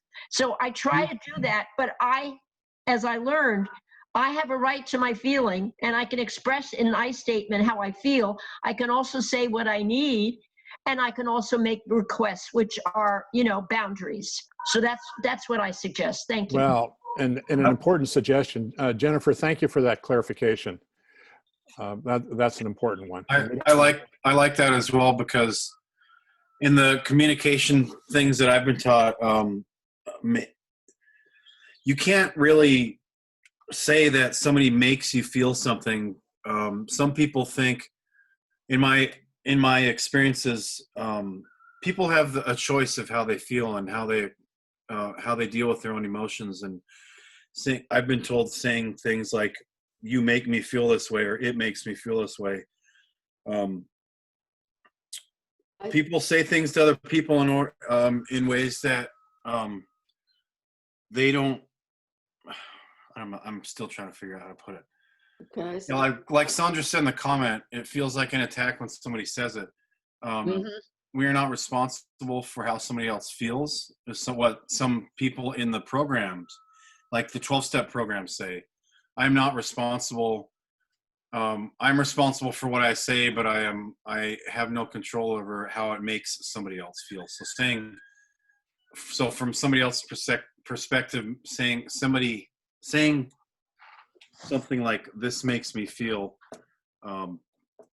it's kind of like a blame action. Thank you, Ben. And Elaine, you have your hand up yeah.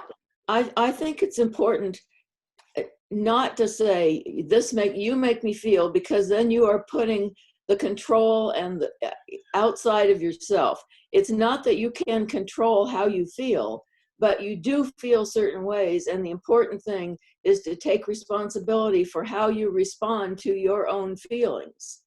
And that's why it's important to say, when you could say this goes, when this happens, I feel, but not it makes me feel or you make me feel. It's just a fact that at the moment I am reacting to something with these feelings. It doesn't even mean that eventually the way you react in a feeling way won't be different. But right now, I feel such and such, and it is not that the other person is causing it. It's that you are responding to your perception of that person in a certain way.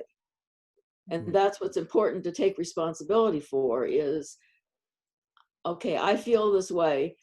I would be more comfortable if we could go outside and discuss this, or something where you're still taking responsibility for reacting to your feelings.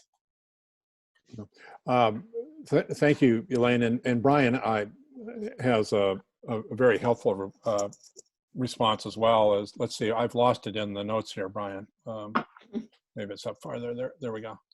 I feel unsafe when you raise your voice. Can you lower your voice, please? And saying that in a calm tone could be very helpful. But all of you are correct. That's my error. All of you are correct about avoiding using the word "make me feel" or the phrase "make me feel." I wanted to bring attention to some of the comments that Sandra has made too, which I thought were great. Yeah. Expressing the need to understand the other person clearly.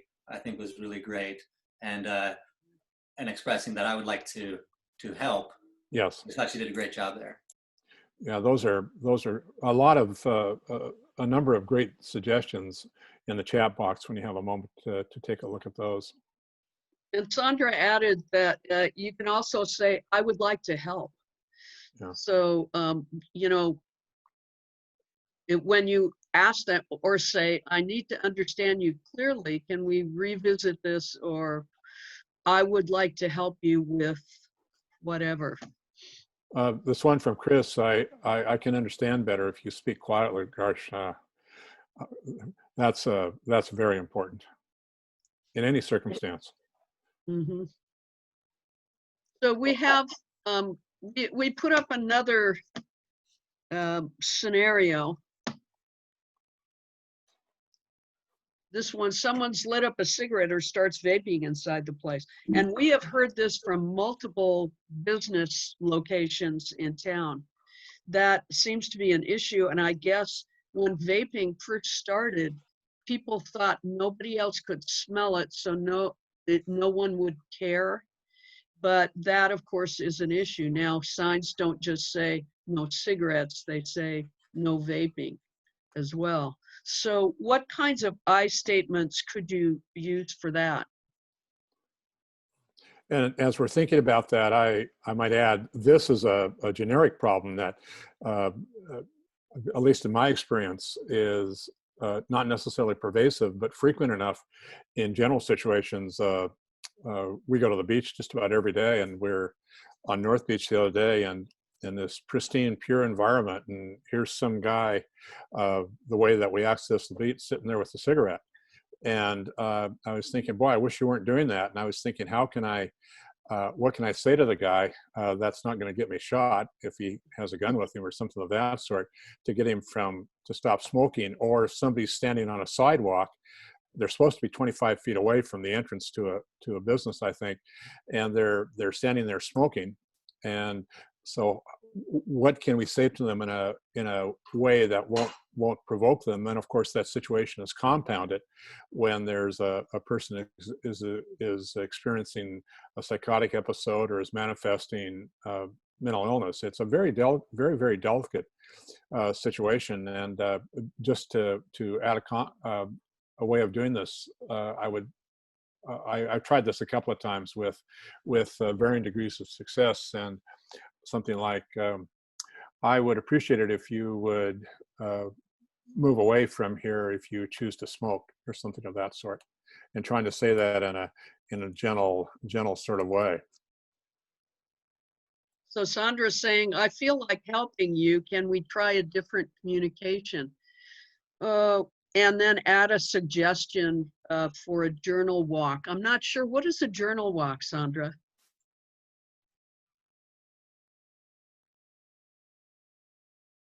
Are you there?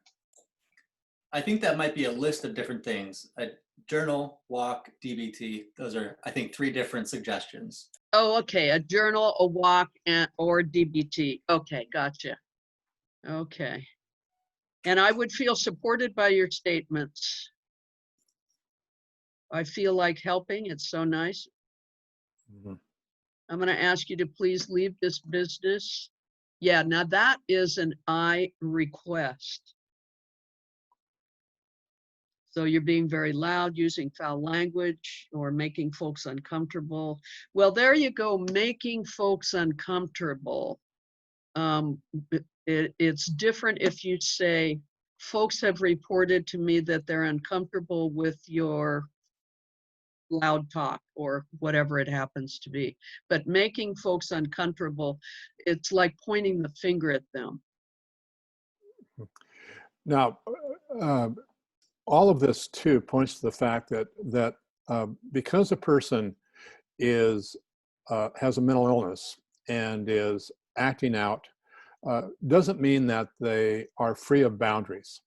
There need to be boundaries there are boundaries on that behavior, and we need to do everything we can in a constructive sort of way to make it clear to the person that you're violating those boundaries, and de-escalate the situation and keep ourselves safe and keep that person safe and help people feel comfortable being in wherever it is they're at, in a business or some other location. I like Carol's comment also. Can I show you our smoking area? It has a nice view. And you know, at the Recovery Cafe, that will be true. Because almost every direction you look is a pretty good view. Back to people with who have been diagnosed with schizophrenia or have schizophrenia. I don't know how true it is anymore, but the incidence of smoking among people with mental illness is fairly high, and I think disproportionately high in some cases to the rest of the population. But one of the things that was suggested is that when a person is smoking, and it makes sense as one thinks about it, is it helps them keep calm, helps the voices subside a little bit. And in some of the mental health centers I've spent some time visiting, it's not uncommon to see what seems like a fairly large number of people off wherever the smoking section is and smoking like crazy. Oops, can I say that? Smoking like crazy? Smoking a lot. Yeah.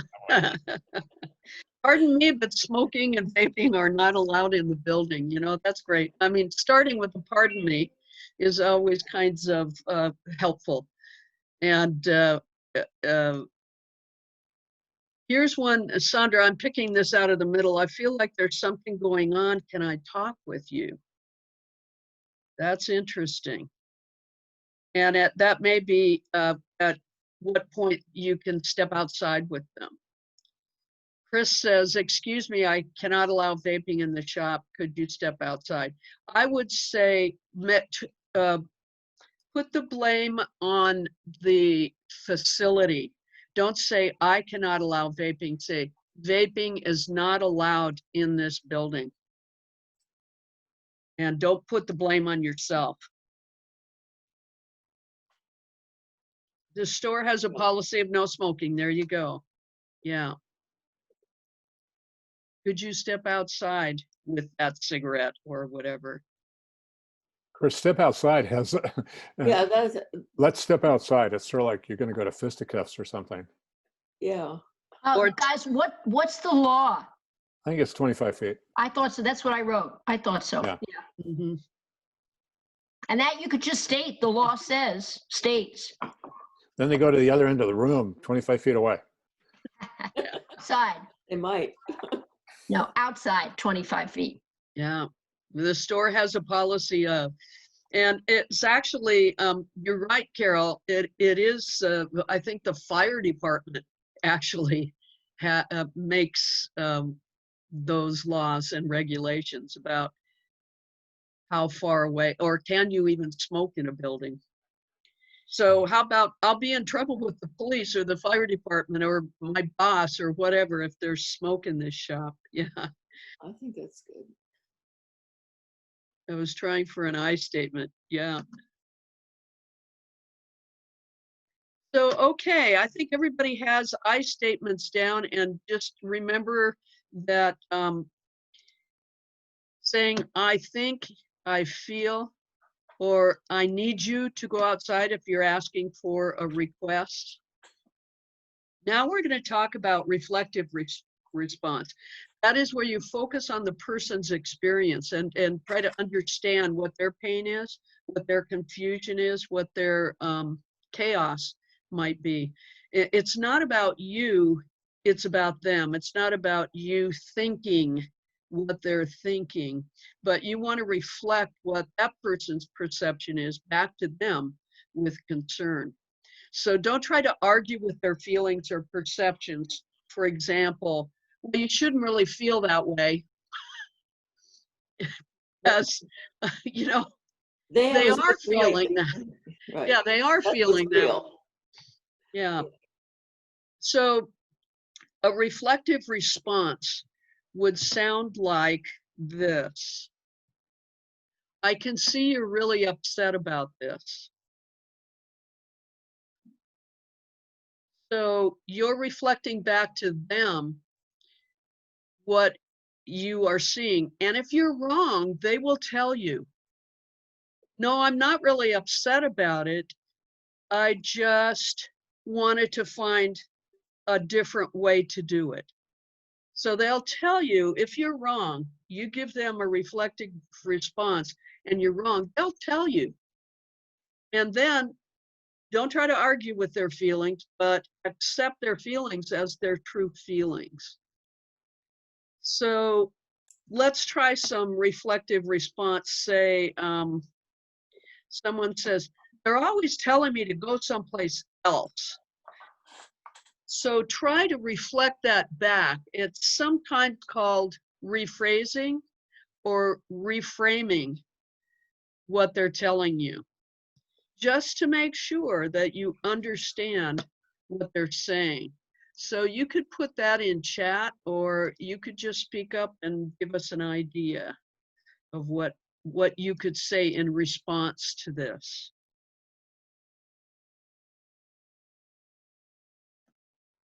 You sound annoyed because others tell you to move. Perfect. And that, I have to say that that will happen frequently with the homeless population. Although things, you know, because of the coronavirus have changed, the homeless population has, they're going to be housing them in different areas. Usually what happens with the homeless population that go to the shelter in town is they go around town to find a place to be. They find the warming center, they might spend some time there, they might spend some time on the bus, they might spend some time at the libraries, but they might also spend some time in coffee shops or restaurants or wandering around store locations. In a normal situation without the coronavirus, that's where you would find them. And that's where you might find them saying, they're always telling me to move on, move on. So, oh, good, asking the question, who is telling you to go someplace else? So you might find out who in particular. Thai, McDonald's, Safeway, when they were open, that definitely is places that they would go. And then Susie. Any other ideas for reflective response? I sometimes just focus on the feeling, kind of like there was one in the chat that was like that, but just to me, I'd say, that sounds frustrating. And that's it. Yeah. And if you're wrong, they'll tell you. Exactly, yeah. I try to focus on you know, I've been taught to validate the valid, which feelings are always valid. So validate that. And because someone always telling them, it's probably not true, really, but it's their truth. So I'm not going to dispute that. I'm going to validate the feeling of frustration or annoyance or anger or upset. But if also somebody is experiencing mental health symptoms, and say we go back to like the psychosis and they're seeing things that aren't actually there, or they're having delusions of grandeur or whatever, I don't validate those things because that's not objectively true, but I also don't need to engage with it, and the feeling is still there. So Debbie says, what I'm hearing you say is you're frustrated and tired of having to find a safe place to be. You put your finger on it, Debbie, because that's really what it's all about. If they're being asked to move on all the time, they're just trying to find a safe place to be. So that's another phrase that works with the reflective response. What I'm hearing you say is, or it sounds like you're frustrated with. Those, you know, those are all phrases you can use with reflective response. I'm going to put another scenario up and see if that triggers some other ideas. Someone's pacing back and forth nervously. So if they walk into your facility and they're pacing back and forth, there's something going on there, and you're trying to figure out what their feeling is. I'm hearing myself in an echo here. I don't know what happened. There it goes. It went away. Valerie, So Sue had something to say. Sue, yeah, I see your hand is raised. I can't see you because when I put the PowerPoint on, all my pictures slide to one side and I only see 1/3 of them. So I don't know who has a hand up unless somebody tells me. So Sue, Okay. what did you want to ask?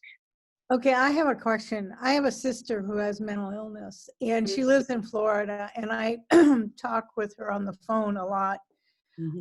And she has a real concern about her financial situation, which is not a reality because she is very well taken care of. But lately what I've been doing, because she just spikes off on it, and I have said something like, I can see you're really upset about this right now. But you know, what I use when I get upset like this is I say to myself, right now, in this moment, I'm okay. And I'm wondering if I'm using the right response to her. Sometimes it works and sometimes it doesn't. So you were saying it's not based in reality because she really does have her finances are squared away somehow. She's on a trust fund. So she's on a trust fund. Yeah. And someone is managing her funds. So you can't go in and say, you know, you're not being realistic about this because, you know, so you can't argue with them on that. And so what you really want to say is that it sounds like you're really worried about your financial situation, and then don't disagree with that because she is in fact worried about that, regardless of why or how. But at the same time, you can still try to reassure her that whatever it is in order. I don't know whether you talk to anyone who handles that or not, but the reassurance is really what she needs, and she may not be willing to accept it, but it's there. Your reassurance is maybe what she needs to hear, and she may need to hear it over and over again. Something that's been helpful to me in a situation like that is to ask permission to give feedback. So it sounds like you've gotten to the place where you understand and you've validated that she's feeling worried, scared.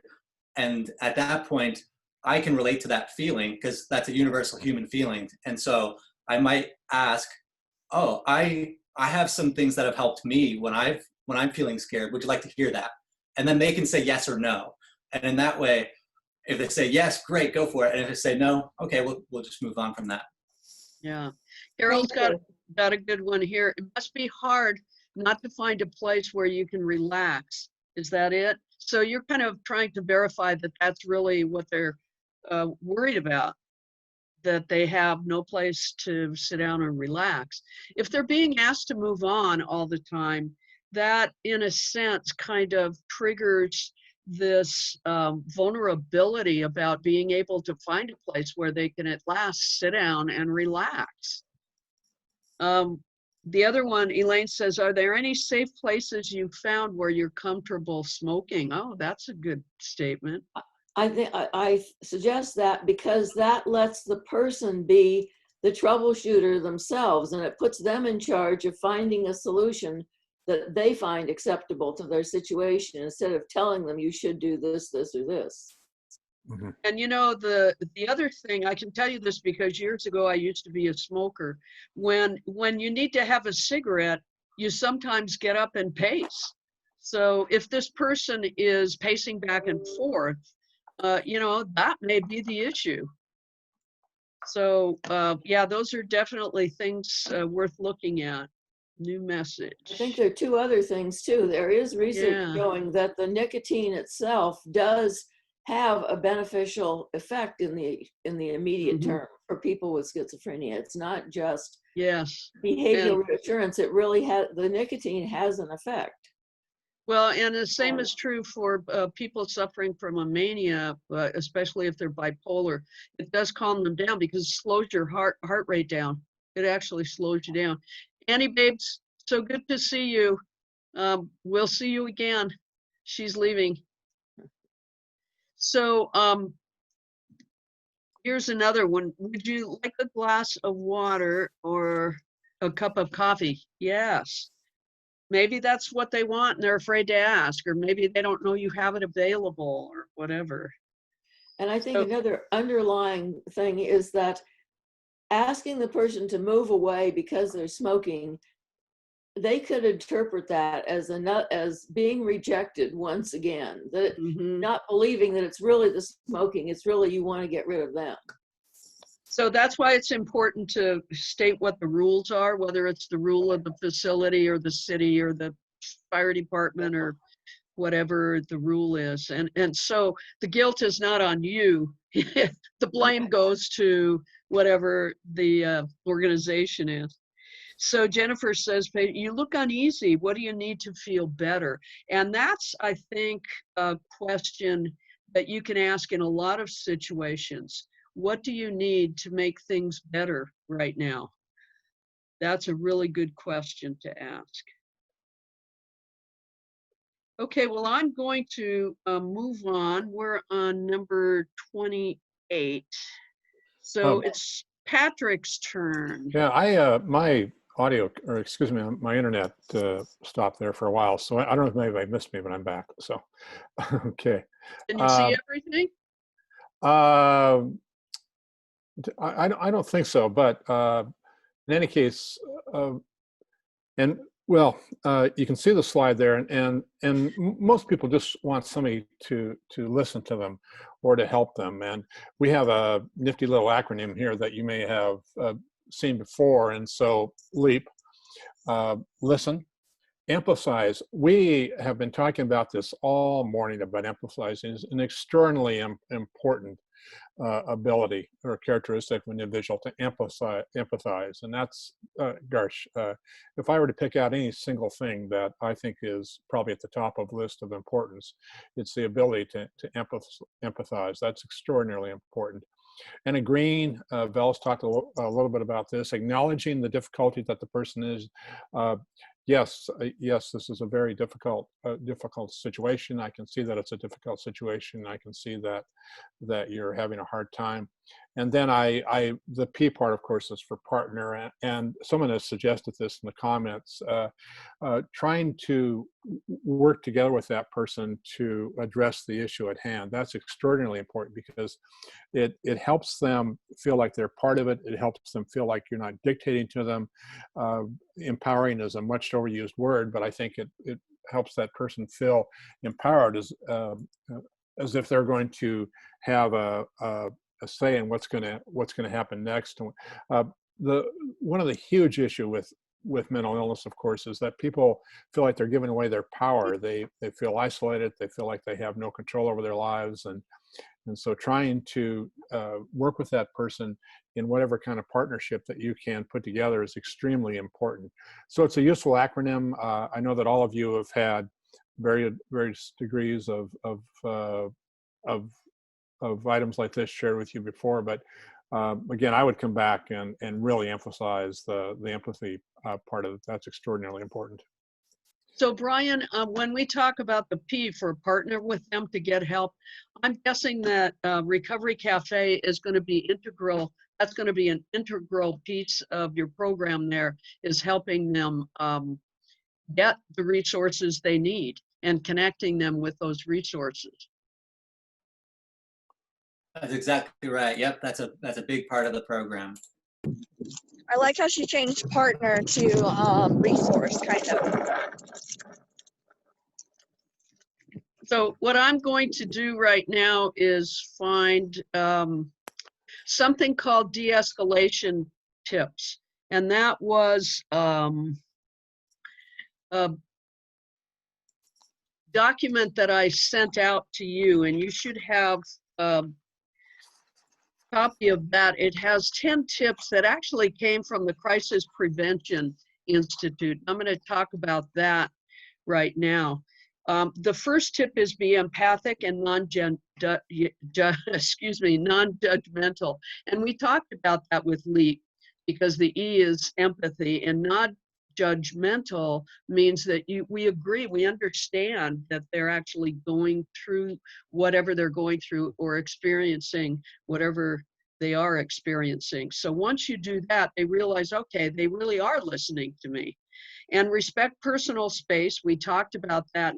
Don't be standing and confronting them and being too close. Maybe you need to stand to the side or across the table from them. Use non-threatening verbals so that even your facial expressions and your tone of voice are so very important for that. Number 4 is avoid overreacting. So you're not going to say, oh my gosh, that really sounds like a terrible situation. If you overreact, it actually escalates their anxiety and fears. So you focus on their feelings. It sounds like you're feeling very fearful about whatever the situation. You know, I can see that you're feeling very frustrated. So focus on their feelings. That's your reflective response. Ignore challenging questions. So sometimes if you get into that, you know, a challenging question might be, well, wouldn't you feel that way if you had blah, blah, blah? So just ignore that question and let it float right on by, and bring their focus back to how you can work together to solve this problem. Tip 7 is setting limits. That is, it might be the limit is, well, you're not allowed to fight in here. You're not allowed to smoke in here. You know, the rules are that you have to go outside to smoke. There's a smoking area out there, whatever. Make sure that those limits are firm, because if you allow one person, of course, you know how it goes, then others want to break the rules as well. Number 8 is choose wisely what you insist upon. So don't make so many rules that they can't be followed. Make sure that they're important ones, that you have to decide on that at your place of work. Tip 9 is allow silence for reflection. You don't have to fill up the air with talking 100% of the time. You can allow some silence. Silence is okay. If they need a moment to think about it, you may even want to ask them, do you need a moment to think about that? Because if you're asking them to perhaps connect with a resource in the community, and they've never been there before, they don't know those people, they don't know what's going to happen, they need some time to think about that. You know, can I connect you with this person who might be able to help you get some housing? Well, give them a minute to think about that, because their last experience may have been a bad one, and maybe they need to think about it before they actually commit. And then finally, allow time for decisions, which kind of goes with number 9, because if you give them time to decide, it might even be until tomorrow or the next time you see them. So those are a few of those things that we need to think about if we're going to de-escalate the situation. So now I'm moving on to, what about getting help? So you're going to have a lot of resources at the Recovery Cafe that you'll be able to use to help get help. But you need to think about all these other things as well. One, of course, is 911. That's always at the top of the list, and we like to think that's the last resort if you can't get this person calmed down. You need to also have a safety plan for your location. If someone explodes and the situation gets out of hand, how are people going to react? What is the staff going to do to follow that safety plan so that it's safe for everyone, including the clients who walk into the building? And Brian, yeah, we were going to ask you that. Patrick and I were going to, are you calling them clients? They'll be members. Yeah, so, adult what? They'll be members. Members, so, okay. Members of Recovery Cafe commit to being 24 hours when they arrive, to attend one recovery circle per week, and to give back to the Recovery Cafe with whatever skills and talents they have. Okay, so you're not calling them clients, you're calling them members. Okay. Are you going to have a secret handshake? We'll come up with one. Absolutely. Yeah. So a safety plan. And I have to tell you, here's an example what the Chamber of Commerce does if things are out of hand and you're working with a person and you're going to need some help, but you can't turn around and say, get me some help. They have a plan where they just turn to someone else working there, one of their other volunteers, and say, can you get me that red folder?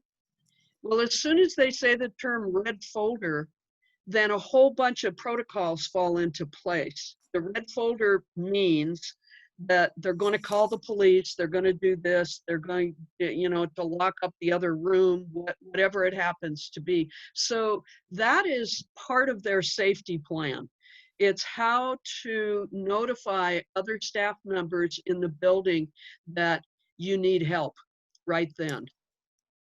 Then you need to have a long-term solution with the police, have a conversation with them and make sure that they know when you're calling them about certain situations, they'll know what the protocol is or what the process is going to be.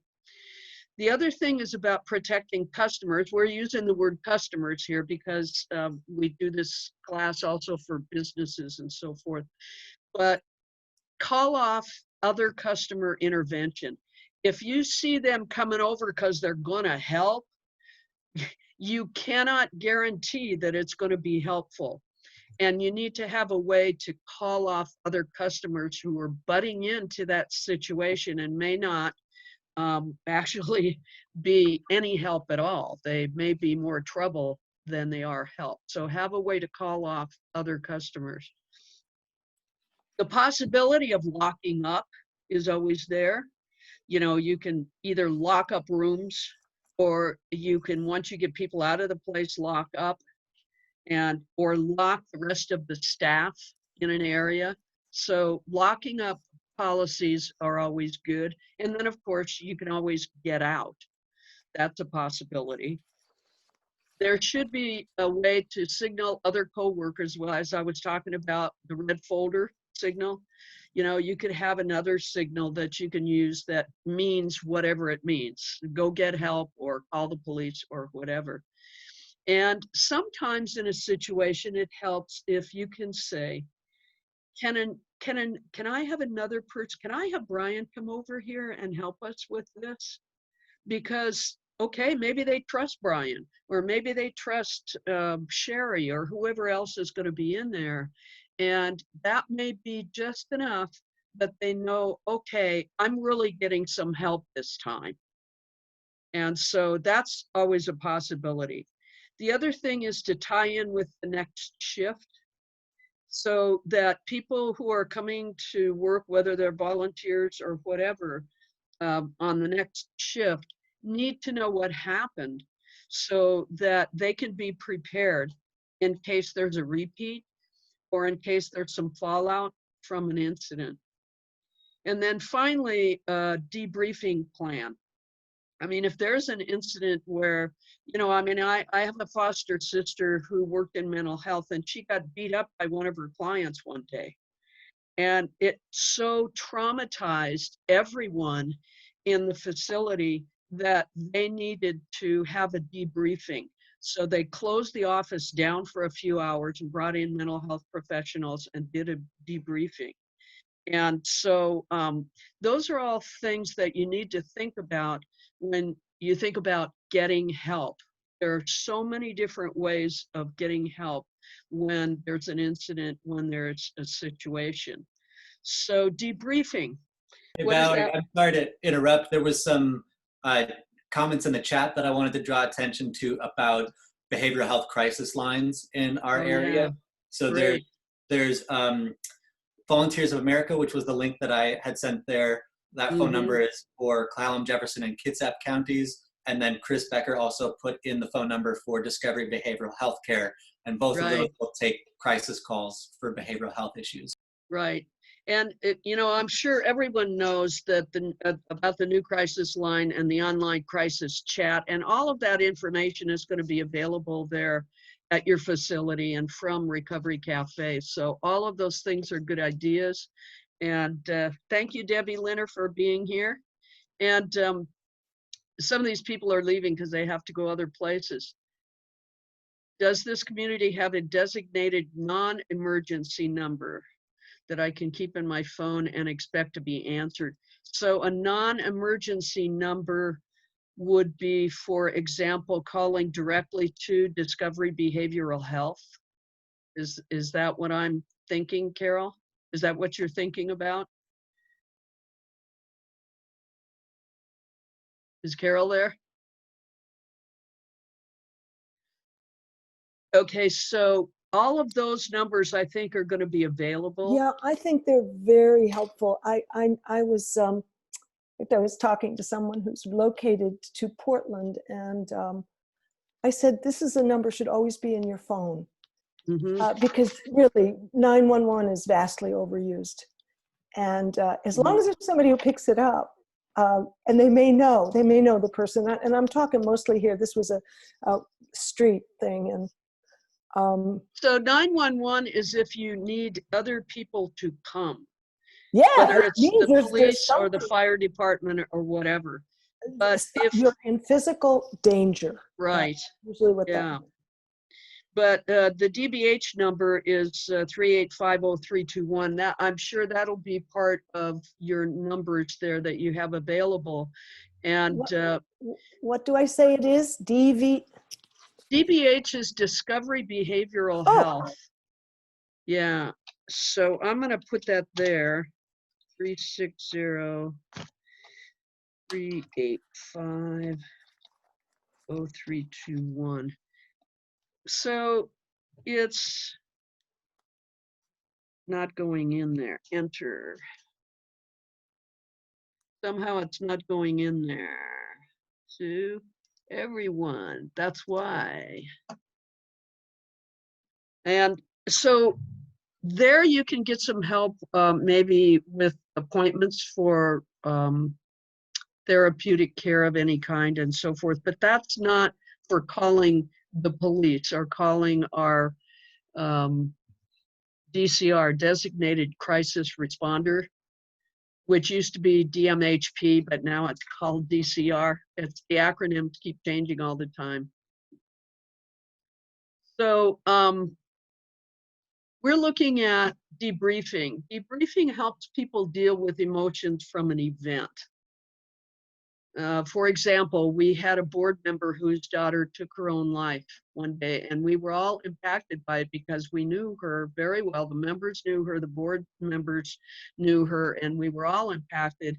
And I knew at that point, we could not just handle this on our own. We needed to bring in some professionals to help us debrief this because it was too emotional for us. And debriefing is not always a one-time thing. You may need to do follow-ups with that.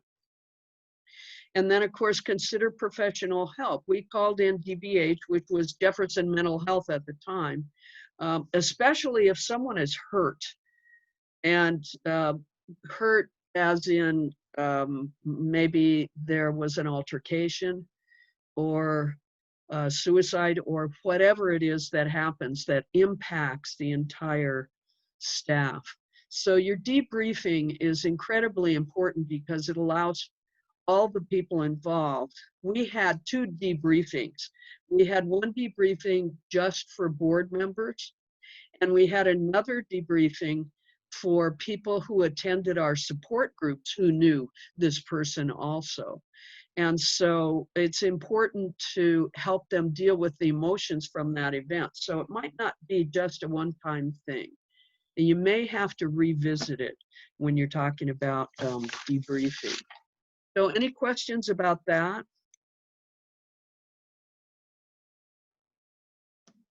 Okay. So here we are. I want to talk just briefly about the other publications that we sent out to you. One of them is called Navigating a Mental Health Crisis. And it talks a lot about warning signs of a mental health crisis and warning signs of suicide, which we go into depth more with our suicide prevention class. And it also talks about things to do. It's not so much things not to do, it's things to do and things that you can say. So you have that in a publication, and what to do if you're worried, and techniques that you can use that we already talked about, the de-escalation techniques and so forth. And it also talks about how to prepare for a crisis. And this is an important thing because, you know, it's one thing to wait till it happens and then try to figure out what to do about it. But it's something else again to be able to prepare for a crisis. So for example, my family learned very quickly after my daughter was first hospitalized how we were going to deal with this when it happened again. And it did happen again. Every year for about 4 years, she was hospitalized, and we soon learned what the signs and symptoms were and what the triggers were and how to deal with it, who to call, what kind of information to give people at the hospital when she was admitted to the hospital and so forth. So that's preparing for a crisis and having a crisis plan.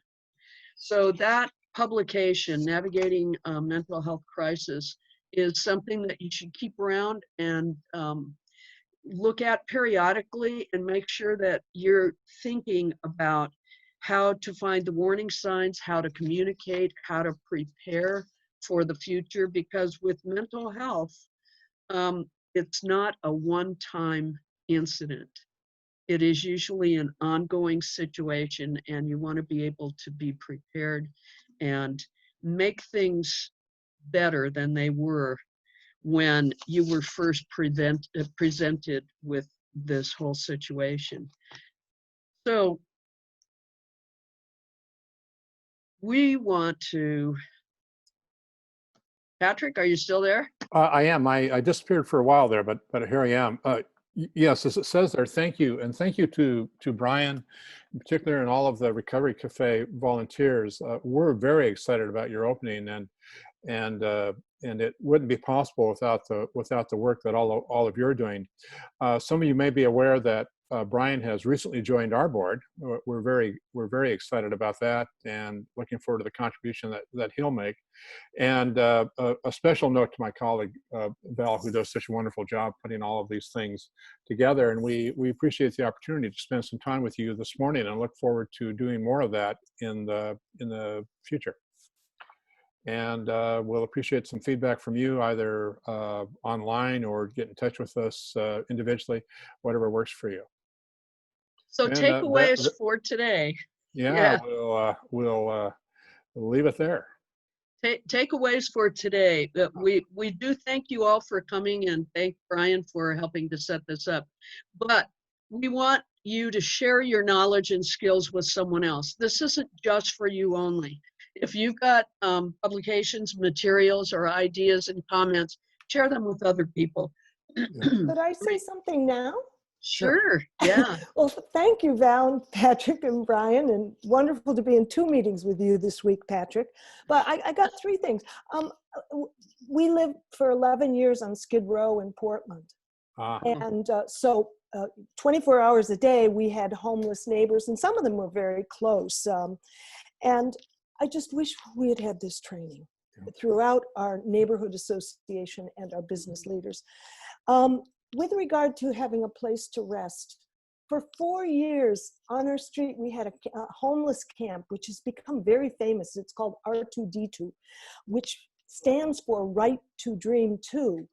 But the human right that they were asking for was only one, and that was the right to rest.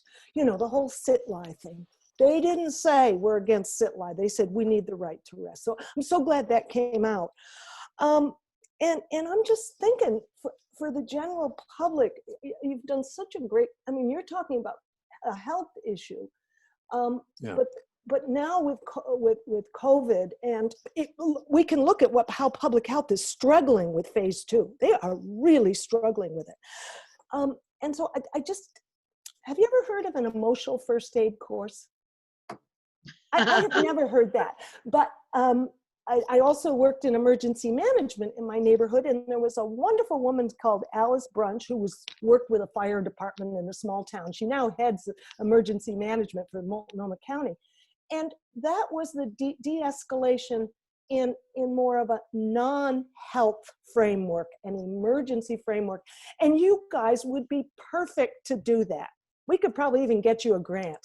Somebody could. So Well, I'd be happy to talk about that. Yeah, this workshop actually is paid for, this and other things are paid for with a UGN grant. Yeah, Here well, that's in what I was Jefferson thinking. County. So they're the ones that are doing it. That's how we do a lot of Thank things. you. Thank you very So much. another takeaway for today is to remember that mental illness is a medical illness. It's not a weakness of someone's personal being. It's a medical illness, just like any other medical illness, diabetes, cancer, whatever. And remember that seeking help is a good thing. It's not a sign of weakness. So those are kind of the takeaways for today. And thank you for your comments, Carol, and for your work in the past, because it is so important. And we realize that all of these things are connected. It's homelessness, it's drug and alcohol issues, it's mental health issues, and they're all connected with medical issues. And now, as we realize, with public health issues as well. So yes, Val, all connected. Who's there? It's me, Jennifer. I just wanted to mention that any money we get from UGN or anyone else is not for paid staff. We have no paid staff. We're all volunteers. You're all volunteers. The number of hours that Patrick and Val put into NAMI, it's just unbelievable. We're all very grateful. So any other comments or questions from other people? This is Sue. I just wanted to thank you all for doing this. It really has been helpful for me. And yeah, thank you very much. I'm glad I was able to attend. Well, thank you for being here. Tell your friends. Yeah.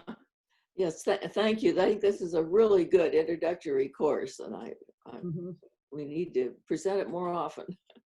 That's why we call it Mental Health Basics. You know, we teach it. We've been teaching for years a 12-week course called Family to Family that has far more information in it than this particular workshop. Yeah. So this is real basic, but covers a lot of territory really fast. And at some point, we might want to talk about the mental health first aid course too, and bringing that back again. Yeah. Because that gives a lot of practice in using these techniques.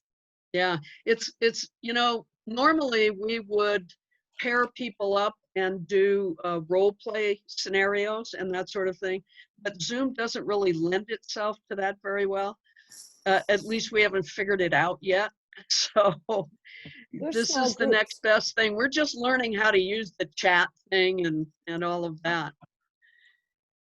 Valerie, Patrick, thank you both so much for the training today. And we did record the session. So Valerie, perhaps we can connect afterward so that we can share it out with the folks who had to either leave early or would like to watch it again, or to share it with people who weren't able to join us today. Great. And I'm just checking the chat one more time. Thank you, thank you. PTPD dispatch number, telephone number is there for you on chat. That's a good one. And I'm sure you all know about our navigator, Judson Haynes, who works in Port Townsend and is able to make a lot of really good contact with people that are affected by mental illness. Okay. Any other comments before we leave? Bye-bye. That's my phone now. Thank you. Thank you. Bye, everybody. Thank you. Thank you so much, everyone. Bye. Thank you. Okay. Bye-bye. Thanks.